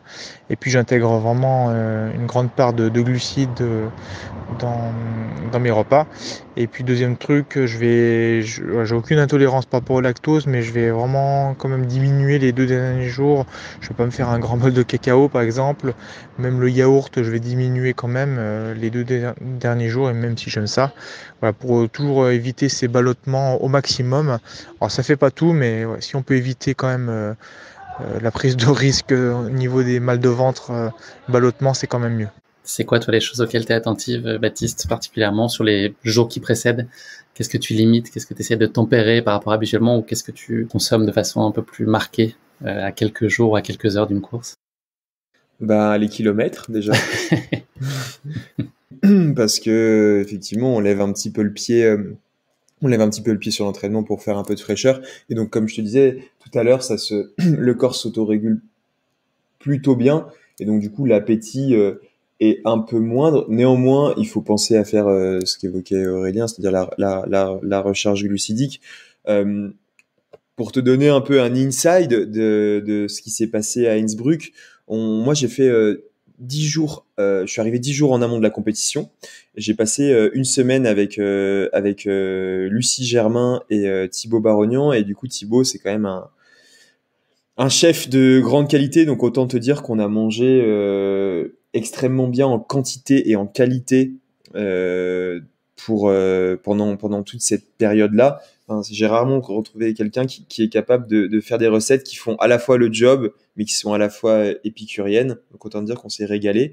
Et ensuite, à 3 jours de la course, on a retrouvé la délégation française. Et à partir de là, on mangeait on avait trouvé un peu notre cantine. Ils étaient tout contents de nous voir débarquer à 25 là, avec tous nos survêtements du maillot, enfin, des survêtements de l'équipe de France.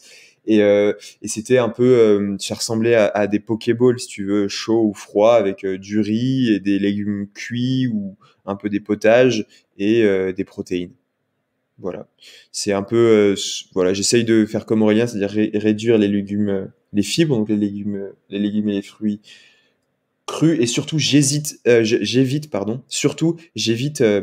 d'avoir faim. C'est-à-dire que dès que j'ai faim, je mange tout de suite. Et ça, à n'importe quelle heure je vais pas dire de la nuit, je me réveille pas la nuit à cause de la faim, mais à n'importe quelle heure du jour. C'est-à-dire que si j'ai faim, genre à 10 heures ou à 11 heures ou à 15 heures ou à 17 heures, je vais manger un petit truc, en fait.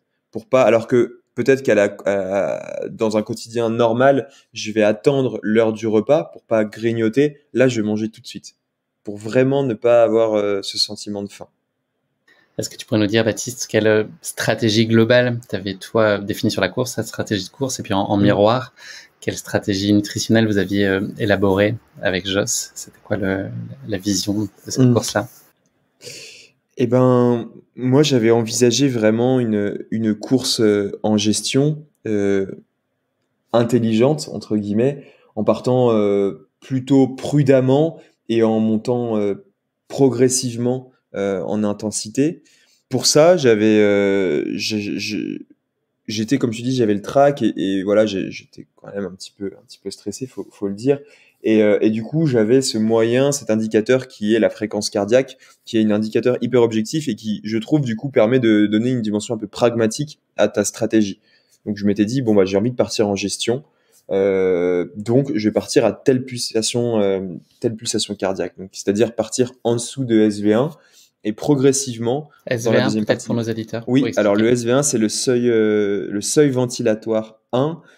Oula, alors là, je sais pas comment l'expliquer, mais globalement, c'est le seuil à partir duquel tu sors de l'endurance pour aller vers ce qu'on appelle un effort au tempo. Et il y a un deuxième seuil qui s'appelle le SV2, le seuil ventilatoire 2, qui correspond en fait à la frontière entre le tempo et l'allure seuil. Donc ça, tu passes aussi une fréquence cardiaque à ces deux paliers, c'est ça? Exactement. Donc, tu as une fréquence cardiaque qui correspond au SV1 et une fréquence cardiaque qui correspond au SV2. Globalement, en restant à une fréquence cardiaque inférieure au SV1, tu es plutôt dans une course en gestion.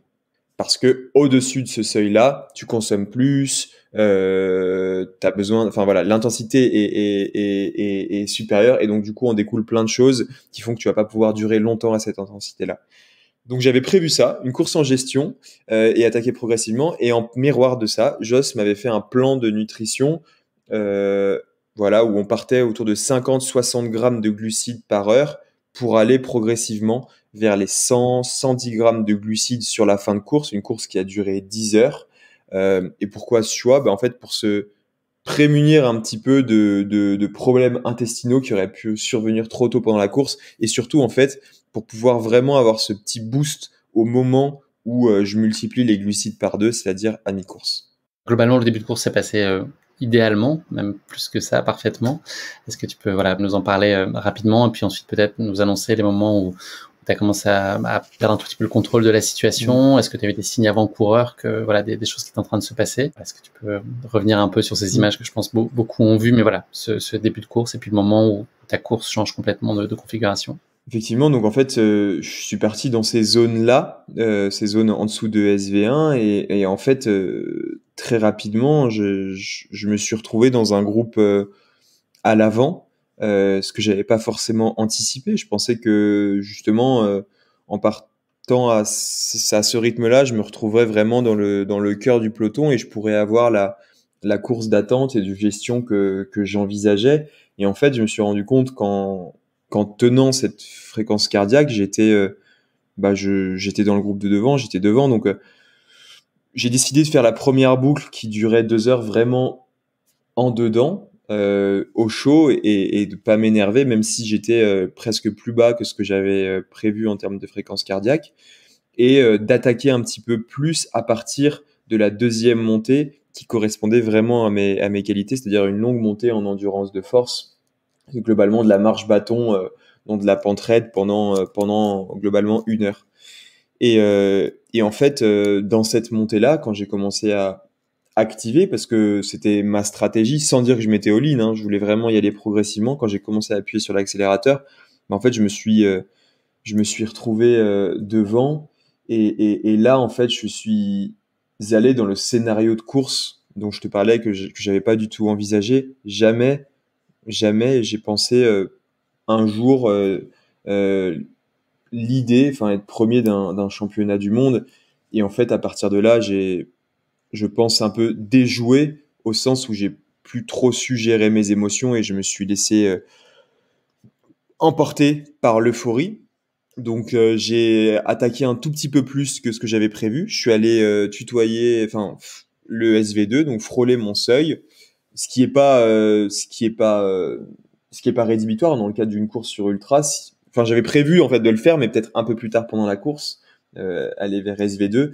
Et en fait, à partir de ce moment-là, mes consommations en glucides, elles ont beaucoup augmenté, plus que ce qu'on avait prévu sur le plan. Or, comme on partait sur une partie en autonomie de 4 heures, globalement, ce que j'avais prévu pour ces 4 heures en autonomie, et ben, avec ma course d'attaque, plutôt que ma course d'attente, ben, je l'avais consommé au bout de 2 heures. Donc pendant 2 heures, ça allait super bien. En plus, j'étais devant. Enfin, vraiment, j'avais l'impression de voler. C'était exceptionnel comme sensation. Franchement, j'ai kiffé de ouf. C'était trop bien. Et en fait, la troisième heure, quand je commence à fouiller dans mon sac pour continuer à manger et à mettre de l'énergie dans la machine, je me rends compte que j'ai plus rien. Donc là, je lève le pied. Je me dis, oula, il reste encore 2 heures jusqu'au prochain assistant. Ça va peut-être falloir y aller plus progressivement. Donc là, je lève un peu le pied sur la troisième heure. Mais je sens que ça commence un peu à tanguer. Donc là, je me fais doubler par Andreas Reiter, l'Italien, qui finira deuxième finalement. Et puis en fait, la dernière heure, juste avant le ravitaillement, ça a été un calvaire absolu. D'un coup, j'ai pris un énorme coup derrière la tête et j'ai fait une hypoglycémie, ouais, un truc assez violent que j'ai beaucoup, ouais, assez violent et qui m'a qui m'a vraiment cassé les jambes et dont je suis assez fier aujourd'hui d'avoir su trouver les ressources mentales pour repartir ensuite. Mais oui, ça m'a emmené un petit peu dans mes retranchements. Jocelyn, pour expliquer justement l'hypoglycémie, on l'a pas abordé dans la première partie de cet épisode. Là, au regard de ce qu'a connu Baptiste, est-ce que tu peux expliquer quels sont les symptômes physiques là aussi pour comprendre ce qui se passe concrètement dans la machine, là, le corps réagit comment? Et puis, Baptiste en a fait la démonstration, mais est-ce qu'on peut décemment et en temps normal imaginer rebondir après une hypo ou c'est un cas très exceptionnel comme ce qu'on a pu connaître avec Baptiste? Ouais, alors déjà une hypoglycémie, pour définir, c'est une chute du taux de glucose dans le sang. Donc on l'a déjà abordé avant, mais du coup le glucose en fait va permettre d'alimenter nos muscles à l'effort et donc de soutenir l'effort. Baptiste, comme il a pu le dire aussi, est parti, enfin a eu un moment où il était un peu au-dessus de ce qu'on avait prévu en termes de quantité de glucides. Et donc, au final, il a dépensé plus que ce qu'il n'avait, pour faire simple. Et petit à petit, en fait, il a épuisé ses stocks de glycogène. Donc, par quoi ça s'apparente? Bah, généralement, ça s'apparente par une diminution des capacités physiques, donc jambes lourdes. Ça peut également être cette sensation de fracas, donc voilà, une sensation de faim qui va être très importante. Ça peut être des tremblements, de la palpitation, troubles de l'équilibre, troubles de la conscience, un manque de De lucidité. glucidité. J'ai des Ça se matérialise par beaucoup. Oh, Ouais. très fort. Et mais ça, c'est un catalogue. Je pense, que j'ai tout traversé effectivement. J'ai parcouru tout le catalogue Ouais. de l'hypoglycémie. Plus secret pour moi. Ouais, donc et voilà, quand on est touché par une forte hypoglycémie, ben il y a juste plus d'énergie qui arrive aux muscles et également du coup au cerveau. Le cerveau, il faut savoir qu'il est glucodépendant, donc il est alimenté presque exclusivement par le glucose. Et donc c'est vrai qu'il y a une défaillance qui est physique, mais qui est aussi mentale. Et c'est là où tout est le problème, notamment sur les courses d'ultra, où quand un petit peu avant la mi-course, on est atteint d'une hypoglycémie, bah c'est très dur de repartir parce que déjà c'est très difficile de refaire les stocks quand ils sont bas, bah ils sont bas, on les a épuisés. Et là où Baptiste a été malin, mais aussi qui a peut-être pu lui coûter un peu plus cher, c'est que voilà, on passe l'hypoglycémie, il faut directement manger en fait. Alors là, il a pas pu le faire forcément parce que du coup dans le sac il y avait plus assez de ravitaillement pour le faire. Néanmoins, il l'a fait sur le ravitaillement qui a suivi et c'est la seule chose à faire, c'est essayer de resucrer pour retrouver une disponibilité normale, réaugmenter notre glycémie, retourner à un niveau basal normal et ensuite bah s'alimenter tout au long de l'effort jusqu'à la fin et essayer de maintenir ce taux de glycémie, sachant que nos stocks endogènes, donc nos stocks au sein de notre organisme sont très faibles et permettent plus de pouvoir jouer comme on peut le faire lorsqu'ils sont pleins. Donc voilà, c'est une grosse problématique une fois qu'on est touché par une hypoglycémie, c'est très très dur d'en ressortir et Baptiste a su le faire vaillamment et il a plus que bien fait. Je pense que il y en a pas beaucoup qui arrivent à se reconcentrer sur l'objectif et réussir à terminer la course et en finissant en up, enfin en augmentant presque son niveau par rapport à avant son hypoglycémie. Mais c'est vrai qu'une fois que les stocks sont faibles, bon bah la course est perdue et malheureusement faut essayer de se trouver d'autres objectifs et je pense que c'est ce qu'il a su faire. Donc ouais, difficile de se remettre d'une hypoglycémie, mais pas impossible. Et est-ce qu'il y a un risque sur les ravitaux, justement, là, le ravito d'après, où d'un seul coup, là, c'est open bar pour toi, Baptiste, à gloutonner les choses, en fait. Je pense que tu pourrais nous donner là aussi un exemple de ce que tu as pris à ce moment-là, parce que la liste est assez impressionnante. Est-ce que là, l'espèce de réflexe et d'envie soudaine d'ingurgiter au maximum et de remonter les niveaux, là, le stock, est-ce que ça peut être aussi préjudiciable si c'est trop rapproché et concentré? Carrément, carrément. Je pense que j'ai commis 2 erreurs de gloutonnerie. La, la première, c'est que dans cette fameuse montée, en fait, qui était très, très vicieuse, parce qu'en fait, c'était une montée haute en altitude, entre 2000 et 2600 d'altitude, une longue piste de ski très raide où en fait, on voyait tout le monde, tous les écarts, et surtout, on voyait le ravitaillement qui ressemblait vraiment à un restaurant d'altitude en haut de cette montée.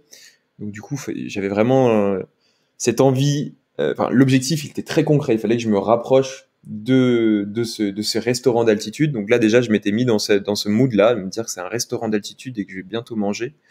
Et ensuite, il y avait un petit ruisseau juste à côté, tout le long de cette montée. Et en fait, je mentais à moi-même en me disant que c'était du coca. Et donc, du coup, je buvais énormément d'eau. Je me suis arrêté 2-3 fois à remplir ma flasque, voire peut-être même 3-4 fois. J'ai plus trop de souvenirs, en fait. C'est vraiment très flou. En me disant c'est du coca et donc du coup en fait je buvais de l'eau et j'imaginais que c'était du coca. Donc déjà je pense que j'ai bu de l'eau qui était fraîche, pas forcément de très bonne qualité. J'ai bu l'équivalent de 2 litres je pense. Et une fois que je suis arrivé là-haut, j'ai vraiment j'ai fait vraiment une crise de boulimie un peu où j'ai vraiment avalé tout ce que je trouve, enfin tout ce que je trouvais. Ton envie, c'était quoi là? C'était justement c'était le sucre en premier lieu? C'était vraiment ça. Où le sucre, manger, et puis vraiment, j'étais dans un besoin très primaire. C'est-à-dire que je suis rentré, si tu veux, et en fait, sur un ravitaillement des championnats du monde, tu as toutes les tables par nation qui sont alignées, et puis t'as l'impression d'être dans un food court, tu vois, du street food, où tu as tous les je sais pas comment t'appelles ça, mais les pavillons en fait par pays. Et donc du coup, tu avais le ravitaillement des Japonais, ils avaient ça, le ravitaillement des Grecs, ils avaient ça, le ravitaillement des Portugais, ils avaient ça. Et je passe devant et tout, je me dis waouh, ça a l'air incroyable. Limite, tu vois, si j'allais pas m'arrêter pour leur demander de m'enfiler un peu. Et du coup, je vais arrêter au truc France. Et là, moi, je vois mon ravitaillement qui était pas ouf. Vraiment. Il y avait que des trucs de nutrition en fait dont j'avais absolument pas envie. Et je vois là les fraises tagada de Marion Delespierre et je me dis ah ouais, franchement, elle m'en voudra pas trop. Si 5 fruits et légumes par jour, c'est important. Bah, t'as raison. Là, j'en ai pris 8 fraises tagada, ça je m'en souviens. Et en fait, ça rejoint en fait ce qu'on disait tout à l'heure avec Joss. Je pense qu'il faut qu'il y ait un cadre, un plan de nutrition, mais pas oublier les petits, prendre plus que pas assez. Parce que là, à ce moment-là, très clairement, j'aurais aimé manger le rice cake qu'on s'était fait à la CCC, des choses un peu plus réconfortantes. Et donc là, j'ai avalé, alors je vais te donner le détail, j'ai avalé j'ai bu un verre d'ice tea, 2 verres de coca, j'ai mangé 8 fraises tagada, 2 bars, une compote, un gel. Une flamme cuche. non, et vraiment, c'est ça. Et donc, du coup, je sais pas en termes de grammes de glucides ce que ça fait, mais donc, du coup, je suis reparti. J'étais un glucide ambulant. Et la digestion, à ce moment-là, est pas compliquée? Bah, en fait, tout de suite, j'ai ressenti le sucre qui revenait et je me suis senti dans la bosse suivante. J'ai retrouvé presque les jambes que j'avais au début. Par contre, dans la descente qui a suivi, j'avais le bide en vrac, vraiment le bide au vrac. Et du coup, j'ai dû m'arrêter 2 fois.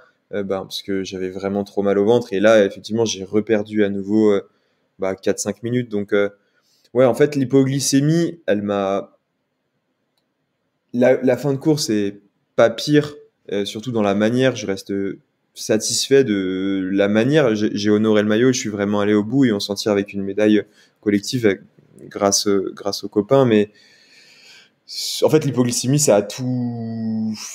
Enfin, en chaîne, ça a créé plein de petits accros en fait qui sont venus nuire à ma performance, que les problèmes d'intestin. Après, du coup, j'avais mal au bide, donc j'étais beaucoup moins attentif, et donc du coup, je me suis perdu aussi un petit moment. Enfin bref, pas long, mais tu vois que des petites choses qui font que, de l'hypoglycémie en chaîne, en boule de neige, il y a plein de petites choses qui viennent impacter négativement la performance.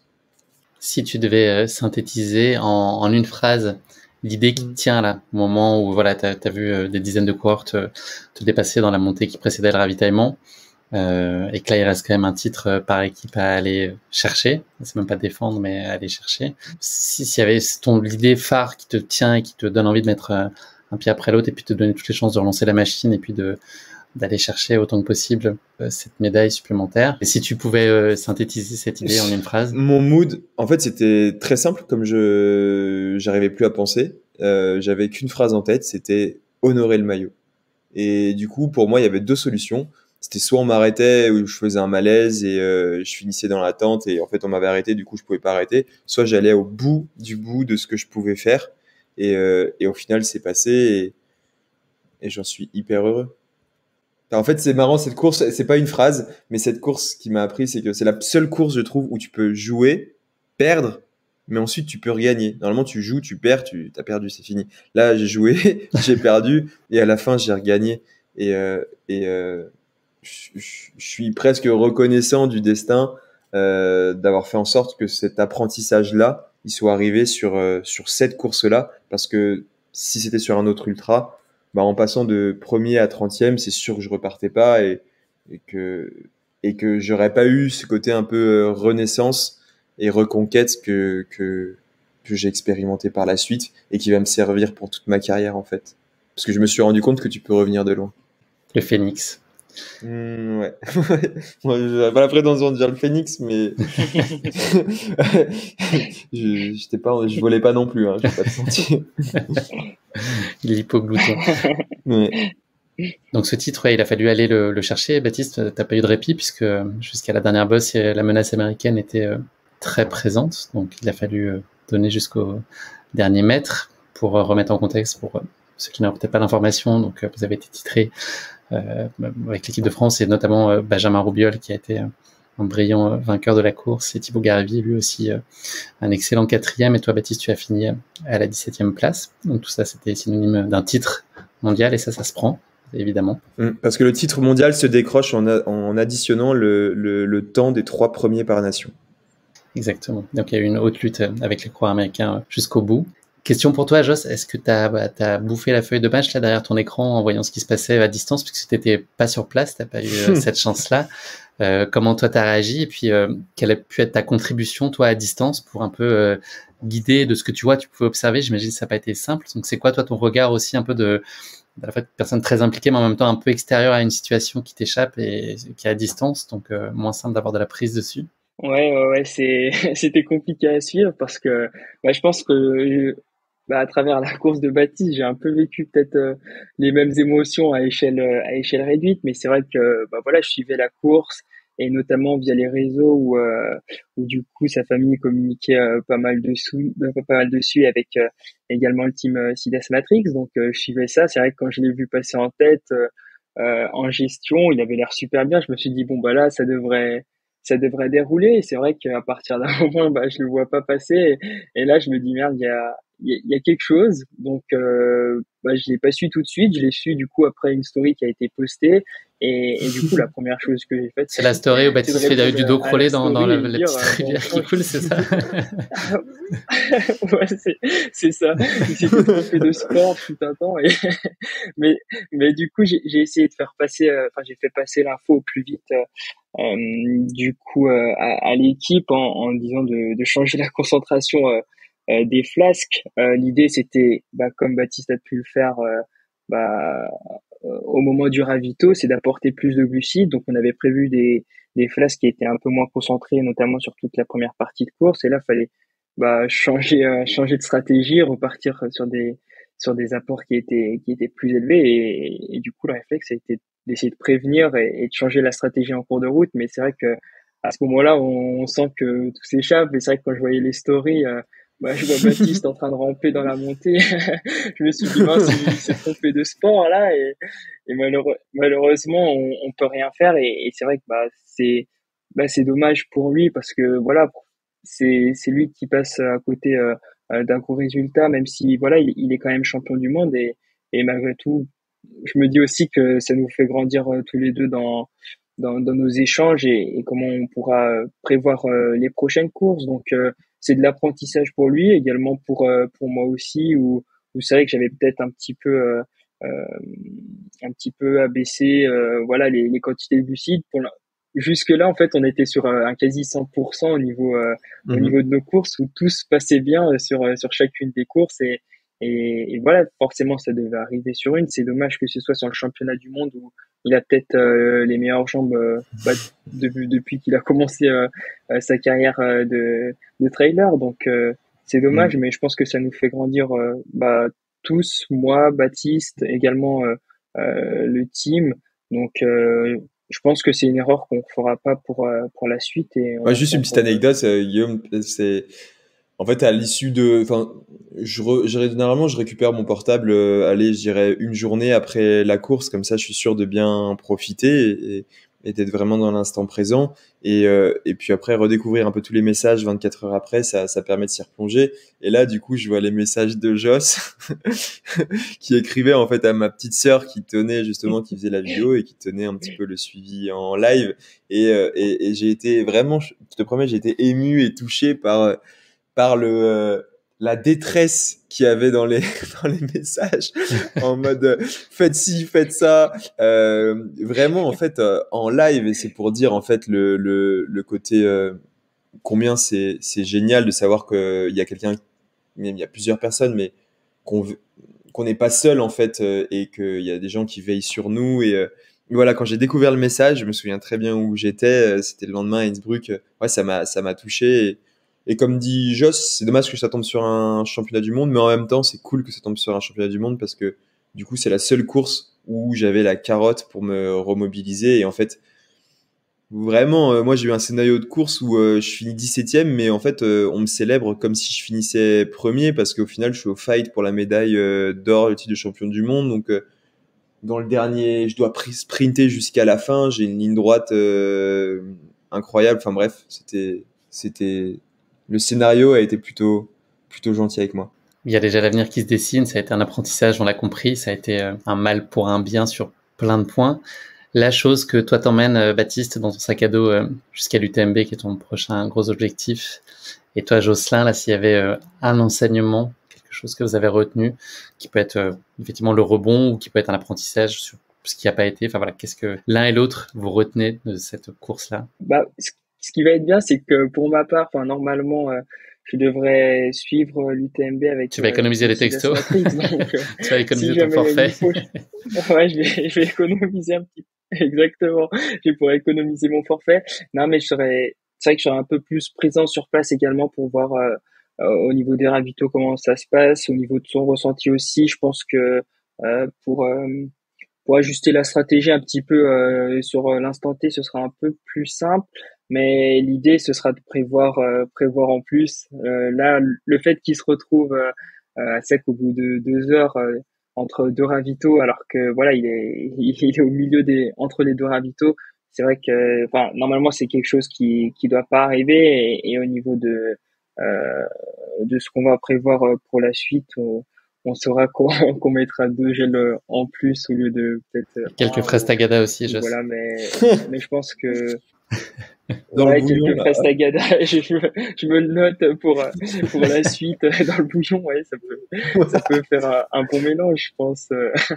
Mais ouais, non, on va prévoir en gros et des aliments Mm. plaisir, des aliments qui pourra consommer en course, qui pourra consommer sur les ravitaux, qui pourra lui faire plaisir. Enfin, un peu tout ce qu'on a pu aborder et je pense aussi que ce sera peut-être un peu plus simple sur l'UTMB vu que ce sera Thomas Janichon qui fera les ravitaillements. Je pense qu'il y a aussi euh, le fait de cette relation entre eux où en quelques échanges ils arrivent à savoir comment l'un sent, s'il faut ajuster la stratégie. Peut-être que voilà euh, il y a avec l'équipe de France c'est pas forcément les mêmes assistants, donc peut-être qu'il n'y a pas la même dynamique. Enfin, il y a plein de choses qui changent aussi et bon, pas par rapport à ça, c'est vrai qu'on pourra un peu plus ajuster. Thomas donc, qui ça va manage être, ça va être qui est cool manager aussi. du team aussi d'Asmatrix pour remettre en contexte. Et toi, Baptiste, qu'est-ce qu'il y a en plus là comme apprentissage? De quoi tu charges ton sac de savoir suite à cette course? Une petite chose en plus. Eh ben, il y a pas une chose, je suis désolé, il y a 3 choses, mais promis, je vais faire synthétique. La première, c'est que il faut pas s'interdire d'envisager le meilleur parce que c'est pas en l'envisageant, parce que moi je suis superstitieux, donc je préfère ne pas l'envisager parce que je me dis si je l'envisage, c'est sûr qu'il va pas arriver. Donc du coup, comme je te dis, j'avais jamais envisagé ce scénario d'être en première position et donc du coup, quand c'est arrivé, j'ai pas su gérer mes émotions. Je dis pas que je vais être dans un scénario similaire à l'UTMB, ça n'arrivera pas, mais en tout cas, vraiment tout balayer et pas faire que les pires scénarios. Aussi se préparer. En fait, il faut se préparer au meilleur, je pense. Il faut se préparer au pire, mais aussi il faut pas oublier de se préparer au meilleur parce que si t'es pas préparé, quand ça arrive, tu sais pas le gérer. Donc ça, c'est la première chose. Et la deuxième chose, c'est que je me suis prouvé d'une certaine manière que je pouvais revenir de loin et que donc du coup, ça m'a d'avoir expérimenté ça, ce côté, hein, de cette renaissance et vraiment cette reconquête qui m'a habité après à la mi-course et que ça s'est terminé positivement. En fait, ça va m'offrir un, bah, je l'ai expérimenté une fois, donc en fait ça peut arriver une multitude de fois et donc du coup je pense que j'ai cassé un verrou mental et je me suis prouvé des choses physiquement et mentalement et notamment le fait que je pouvais revenir vraiment de loin. Et la troisième chose, c'est qu'il n'y a que deux choses. La troisième, j'ai dit 3. Ah ben non, mais j'ai synthétisé 2 points. D'accord, 2 en 1. Ouais. Merci beaucoup pour ce retour d'expérience. Je pense qu'on a tous vu ces images et on s'est tous beaucoup questionnés. Donc, c'est hyper intéressant d'avoir une double lecture sur ce qui a pu se passer ce jour-là. Merci donc pour cet éclairage. Pour synthétiser, je voudrais dire que c'était juste, enfin, Là, j'ai pu en parler je sais pas comment j'en ai parlé, si j'ai parlé sous un prisme négatif ou quoi, mais ça reste une expérience de fou. Et quand je ferme les yeux et je repense à ce que j'ai vécu pendant la course, c'est juste un kiff monstrueux. Et on m'a dit c'est ta première sélection et j'ai croqué dedans vraiment comme j'en avais envie et j'ai aucun regret par rapport à ça. Juste pour terminer sur une touche de positivisme ou d'optimisme, parce que je sais pas comment j'en ai parlé, j'ai pas le recul. On a ressenti ça, je pense. Et en plus, les auditeurs le voient pas. Moi, je te vois que au niveau des épaules, mais j'ai l'impression que c'est le maillot de l'équipe de France que tu portes avec toi aujourd'hui. Ouais, le maillot d'entraînement, tu sais. Voilà, je pense que ça C'est veut pourquoi tout dire. parce que j'ai bossé. Ouais, oui, il y a de ça. Et peut-être que je me suis conditionné. C'est juste que je me suis énormément entraîné cette semaine, donc du coup, j'ai plus d'affaires propres. Ok. Avant-dernière rubrique, avant qu'on se quitte, messieurs, c'est malheureux, mais l'heure tourne. L'idée, c'est d'être le plus concret possible, vous l'avez compris avec ce format. Il y a les recettes pompettes, mais on voulait faire aussi une petite recette popote. Donc, avant de nous quitter, est-ce que peut-être Jocelyn, tu aurais une petite recette simple et efficace à mettre en place et qui a fait ses preuves sur Ultra, ou en tout cas qui vaut le coup d'être testée? Si oui, est-ce que tu peux nous l'exposer et puis lui donner un joli petit nom? Ouais. Ouais, alors, on a la spéciale rice cake Oreo qui a fait des fureurs sur quelques courses, aussi bien pour Baptiste que pour les assistants. Ouais, c'est vrai. qui suivaient. C'est vrai. l'idée, C'est vrai. de Il faut prendre- préciser. Donc Noé Rogier qui est dans mon team. Au Lavaredo, j'avais pas fini tout mon rice cake Oreo que j'avais prévu pour les ravitaillements. Et ben, je te promets qu'il a fini le Tupperware le lendemain. C'est bon signe. C'est bon aussi. L'idée, c'est de faire cuire du coup du riz blanc rond, du riz blanc du coup de dessert, de le faire cuire en grammage, ça sera à peu près 250 grammes pour environ 500 millilitres. Donc ça peut être de l'eau, ça peut être une boisson végétale, ça peut être du lait un peu au choix. Donc une cuisson lente à peu près 25-30 minutes. Ouais, 25-30 minutes. Et du coup, le temps que l'eau soit absorbée et tout ça.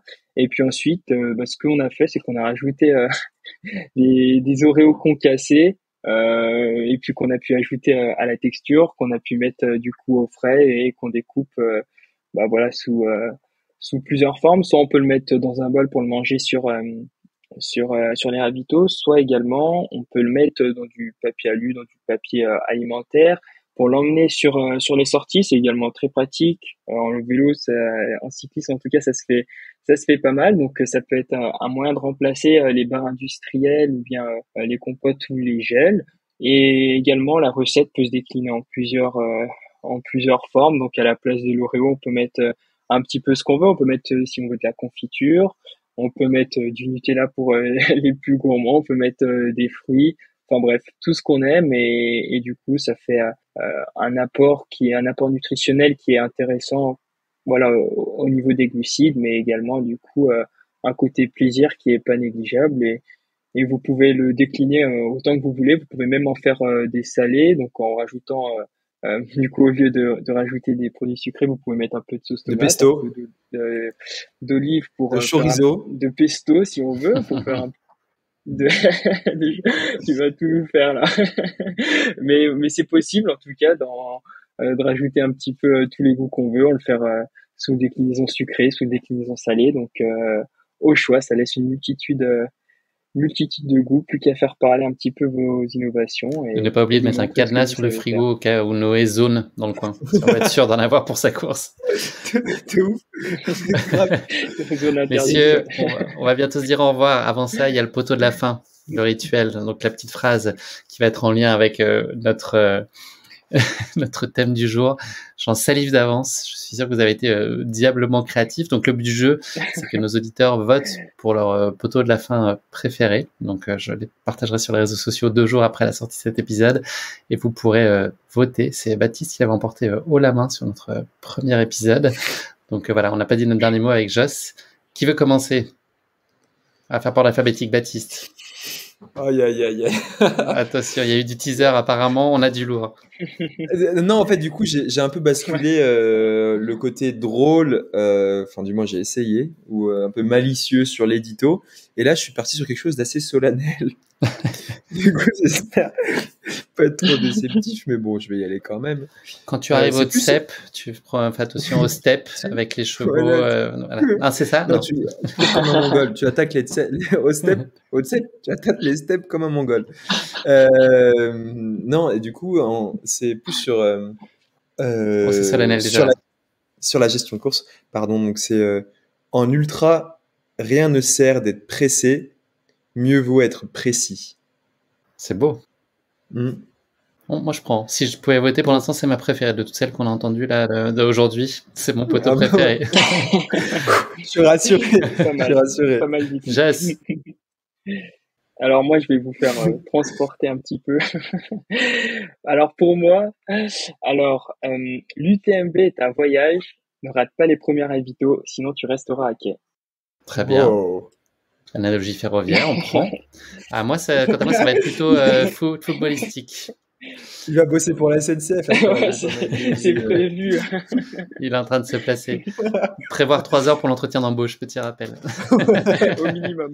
Ouais, ils n'ont pas le temps. Hein. Et franchement, Allez, il comprend avant. attention, je le tente. Vous êtes prêts? C'est footballistique. J'espère que vous aurez Je suis tous la assis. rêve, a priori. Vas-y, Zizou. Si tu veux ton tifo sur le bord des sentiers, tu pourras toujours compter sur tes ultras. Ah oui. Oh. Oh, voilà. Feu d'artifice Ça me auditif. parle, moi qui suis souvent accompagné par mes hooligans. Exactement, j'avoue que j'y ai pensé, j'avais ça en tête, costumé et déguisé. En fait, vos jeux, voilà, on mettra à dispo ces motos et ces poteaux, pardon, et on compte sur vous Moi, pour honnêtement, vous exprimer. je trouve que le mien, c'est le meilleur quand même. Ouais, Je sais là, pas. il commence à militer. Ouais, Moi, je fais un chèque de 5 € à toute personne qui voterait. On commence à avoir des coups bas qui se dessinent. C'est ça l'esprit popote aussi. Voilà. Au bout d'une heure et demie, il n'y a plus d'amitié qui tiennent. Messieurs, on va se dire au revoir. Il est temps, sinon on pourrait encore rester pendant 1 heure et demie à parler de plein de choses. On se donne rendez-vous dans quelques semaines pour l'épisode 4 de Popote, parce qu'on rempile, hein. On va pas s'arrêter là. Voilà, d'ici là, je pense que Baptiste aura une échéance importante à partager avec nous, ton UTMB qui va se courir dans quelques jours au moment où cet épisode sera diffusé et qui sera passé depuis quelques semaines, au moment où on échangera à nouveau. Jocelyn, tu auras sûrement des petites diapos de vacances studieuses à partager avec nous aussi, donc on sera ravis de se retrouver tous ensemble autour de ça. Question de fin, la dernière, qu'est-ce que je peux vous souhaiter à l'un et à l'autre là pour les quelques jours et semaines qui arrivent? Oh, un bon UTMB, je pense. Non, c'est moi, ça, Joss. Ah. Est-ce que tu lui as piqué son Pour son moi petit mot de aussi. fin? Ah, Ceci dit, c'est beau, vous convergez sur le même objectif. Ouais, exactement. Eh ben, si Joss est heureux, je serai heureux. Moi, tu peux me souhaiter une préparation qui continue à être simple et heureuse et qui sera conclue par, je l'espère, un joli baptême. Parce que je l'oublie pas, c'est mon premier UTMB, donc c'est qu'un baptême et j'espère conserver ce mood un petit peu plutôt aventurier et dans la démarche et la façon de faire plutôt que dans le résultat pur. On te le souhaite, évidemment, Baptiste, et on t'envoie plein de bonnes ondes pour ce grand rendez-vous. Et des ultras aussi, envoie-moi des ultras. Il y a des ultras aussi, des ultras violets. Messieurs, on a pris beaucoup de plaisir à préparer et enregistrer cet épisode. J'espère que ça s'est entendu. J'espère que vous, chers auditeurs de Course Épique et de Popote, vous avez passé un très bon moment et puis que vous serez à nouveau à table avec nous pour notre 4e épisode à venir, parce que comme le dit le célèbre adage, plus on est de Popote, plus ça dépote. On se quitte là-dessus. Oh, aïe, aïe. Ouais. Ah, ça fait comme les rappeurs qui lâchent le micro. La T'as vu, ouais, la fin du game. Drop- Le game est drop the plié mic. et on va aller se coucher. Mes popotes, je vous embrasse et puis à très vite pour la suite et évidemment bonne chance pour vos échéances qui approchent à grands pas. Merci à vous deux. Merci Guillaume, merci Joss. Salut. Au revoir à toutes et à tous. Ciao. Salut. Merci d'avoir écouté cet épisode. Si vous l'avez écouté jusqu'ici, c'est qu'il vous a probablement plu. Alors n'hésitez pas à noter le podcast et rédiger un avis sur votre plateforme d'écoute favorite. C'est essentiel pour soutenir ce travail indépendant. Cela ne vous prendra que quelques secondes et ça change beaucoup de choses pour le podcast. Et pour être sûr de ne manquer aucune course épique à venir, n'oubliez pas de vous abonner sur votre plateforme d'écoute. Merci encore infiniment pour votre soutien, votre fidélité et vos chaleureux messages que je lis et auxquels je réponds avec un immense plaisir. S'il vous plaît, continuez. À très bientôt pour une nouvelle course épique, évidemment.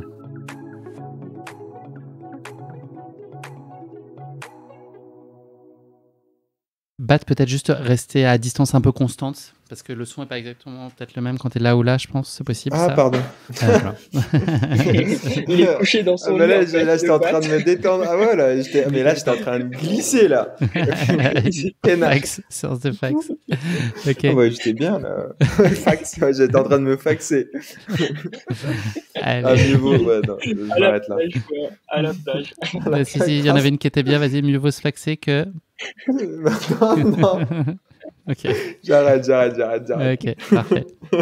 Tu sais que ce sera dans le bêtisier à la fin de l'épisode, ça, de toute façon. Oh, aïe. Ouais. Ouais, mais personne va jusqu'à la fin de l'épisode, si. Sinon, Avec ça vous, se saurait. forcément.